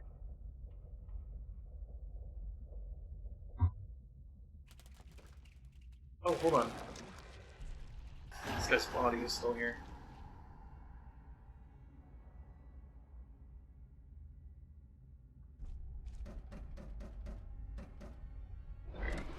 Thanks.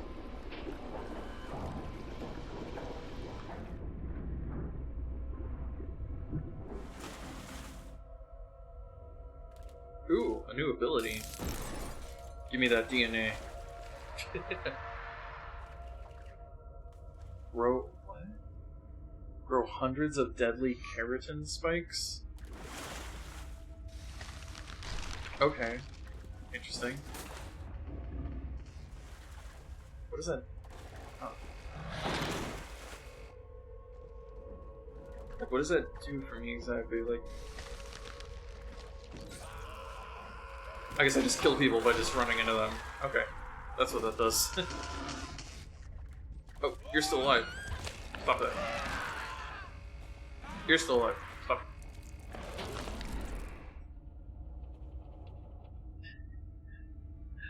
Thank you. Thank you. Go get some sleep, and I will stay hydrated. Oh, we got a save point.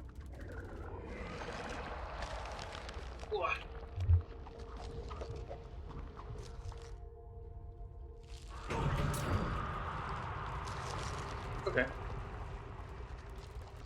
Let's see. What's through here?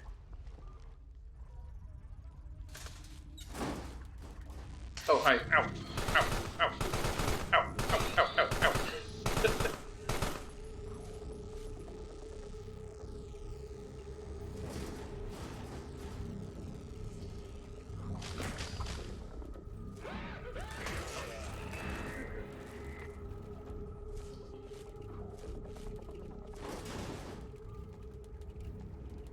Hello.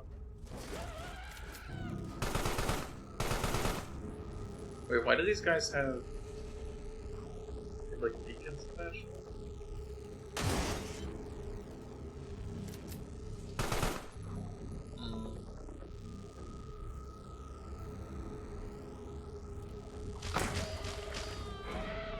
Oh, shoot. No.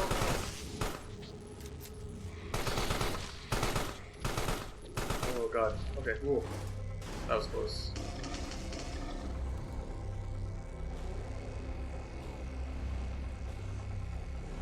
Dang it, dang it, dang it. Ah. Turned around.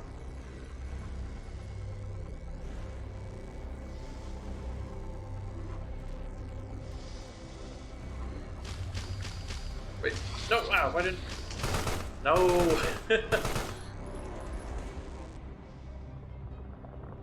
Why? Alright, well, I'm big now. Let's try some more of that spike ability. There you go. That worked.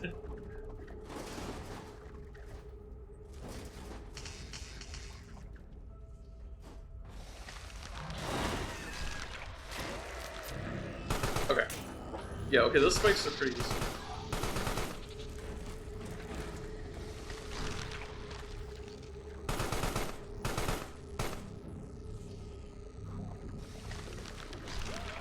There you go. Make sure he's done. There you go. Alright, let me recharge my energy. Alright, I think we're good to continue. Yep. Okay.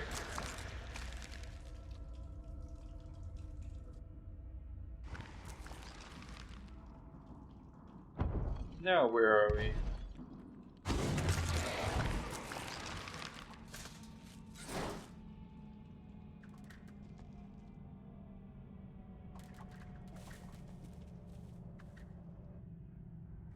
So close to freedom. Look, that's all we really run, you know? Just want to be free. Alright, so this is the only way to go.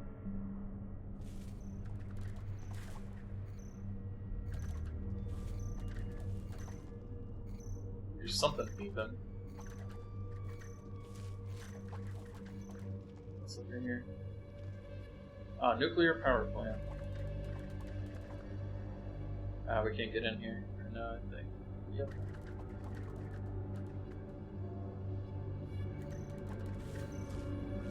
What is this? Can we do something with this?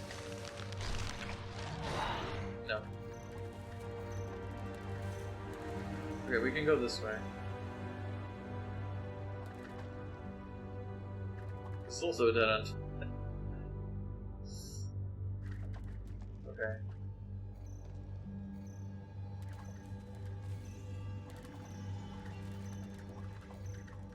Are you sure there's nothing I can do here? There's like a...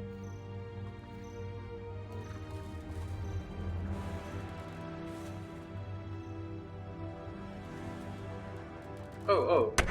Great, there's one of these things.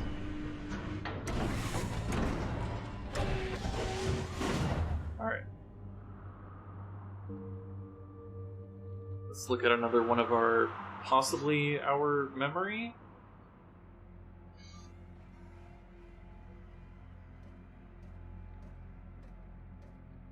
Jeez. Totally not an ominous place.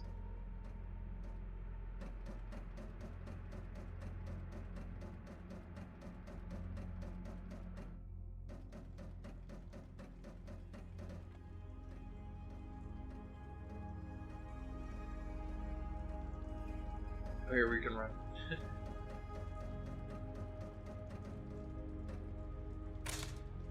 Oh, it's locked. Probably for the best, just some skeletons there.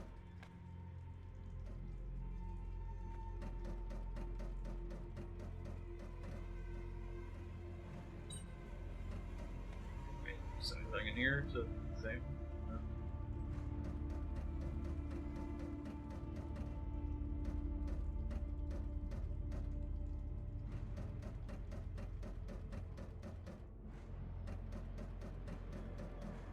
Let's see. Oh dear. What? Okay, probably want to avoid getting seen by that. There's like a key. Okay.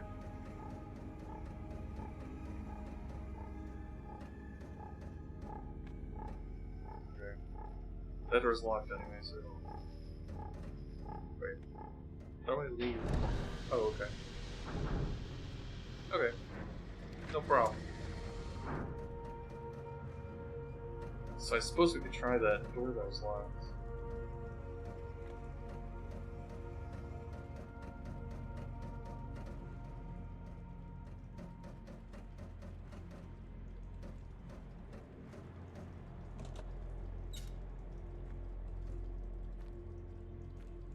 Oh, stun gun? Oh, okay. God, do we have to use that on the security robot? Oh boy. Okay.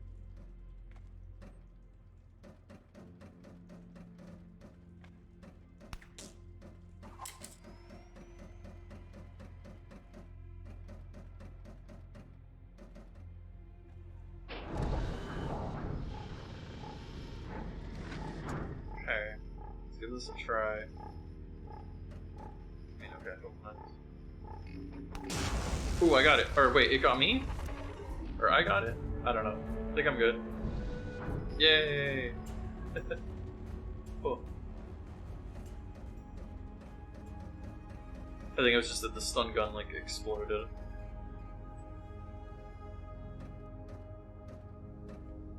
Cool.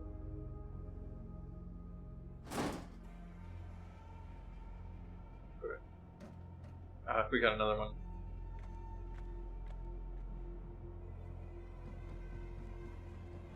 See, when in these sections where I'm playing as like a human, it almost feels like a like one of those like puzzle platformer. Like, do I want to unchain that? Yes. Huh.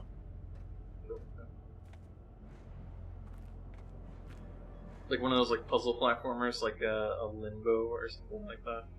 Is there a jump button?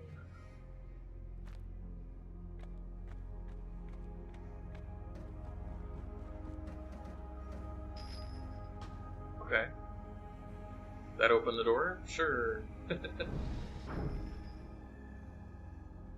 Kind of a strange door opening mechanism, but okay. But yeah, this is feeling like, you know, like Limbo, or what was the other one they did? The Inside. Yeah. Oh. We made it out! Let's get to the helicopter! Get to the chopper! Oh, you're on my side, right? Guys. Hello, it's me. Whoever I am. Get on the chopper, I'm getting out of here. Oh, wait a second. Hold on. The other chopper just covered in blood.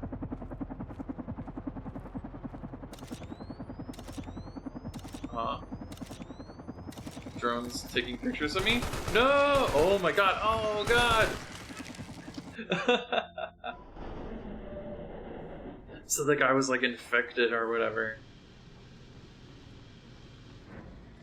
So those are like our memories.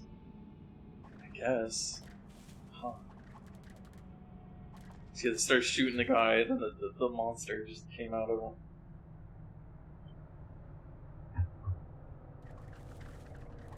Okay. Let's explore. I'm gonna play for a bit longer.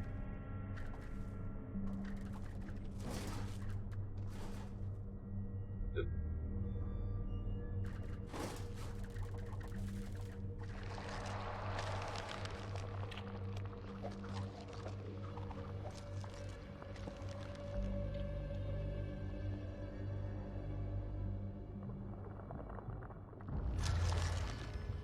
We're in nuclear power plants. Ooh, what's in here? Oh, hi. Just some dudes to eat, I guess, if we need to. Just don't need to right now.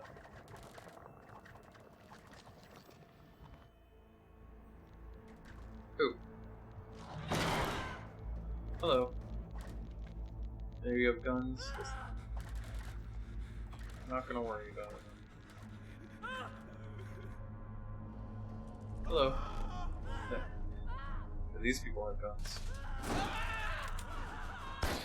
Hey, ow!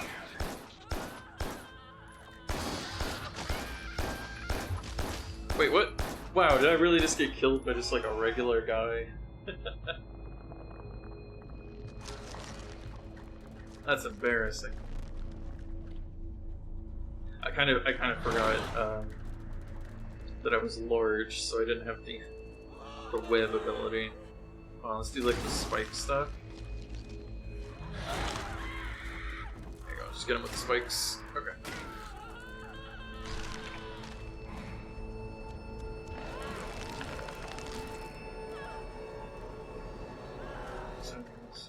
Oh, there's still a soldier. Oh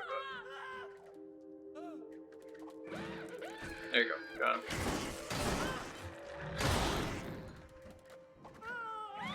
Yep. Yeah, you're in the way. There you go. Some energy. This guy's done.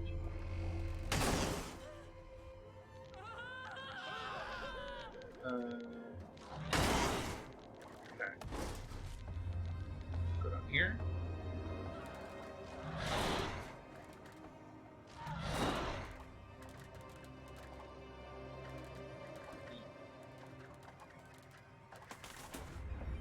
Okay, I might need to get small.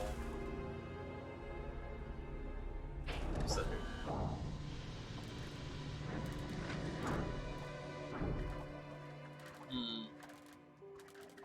Hold on. Oh, here. Yeah, okay, this is where I need to be small. Just gotta use the whip.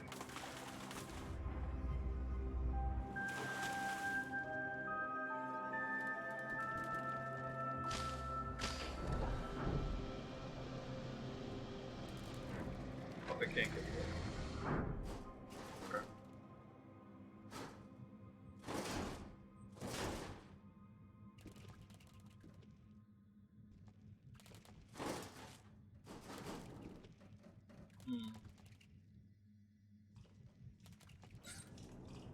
Ah, here's a save point.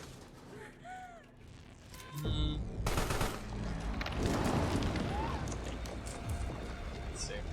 Well, since we just got a save point, I might call it here. I got some other stuff I want to do today. And the creepy story did take a while. So, save. Oh, well, have I never actually saved the game before? Okay. Alrighty. So thank you everyone for coming for the spooky story. And for the Carrion playthrough. When I was looking at the guide, because I got stuck at that one part, it looks like, because I'm at the nuclear power plant now. Let me look at the thing. Yeah, I'm actually pretty close, so probably next time I stream this, I'm not sure when that'll be. Maybe I'll just continue it tomorrow. I don't know. But next time I stream this, I might actually reach the end of the game. So, I'm going to save. I'm going to go ahead and close the game, so I don't have to hear the spooky music anymore. And I'll go ahead and raid somebody. Who's on now? Because I've just been so busy streaming. I don't know. What's everybody up to? What's been happening? Let me see on this.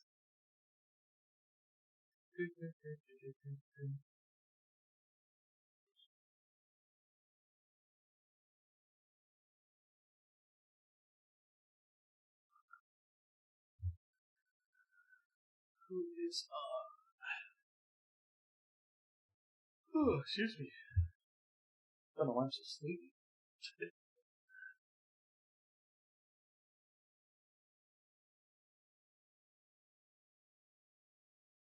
Hey. Oh, sorry, I'm having navigating.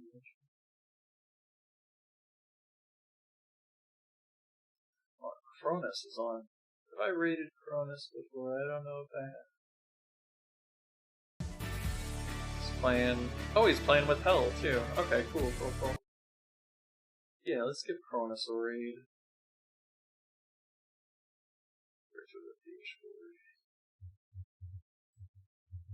Alright, Cronus the Dragon.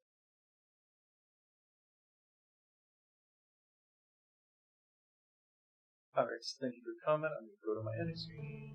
Bye.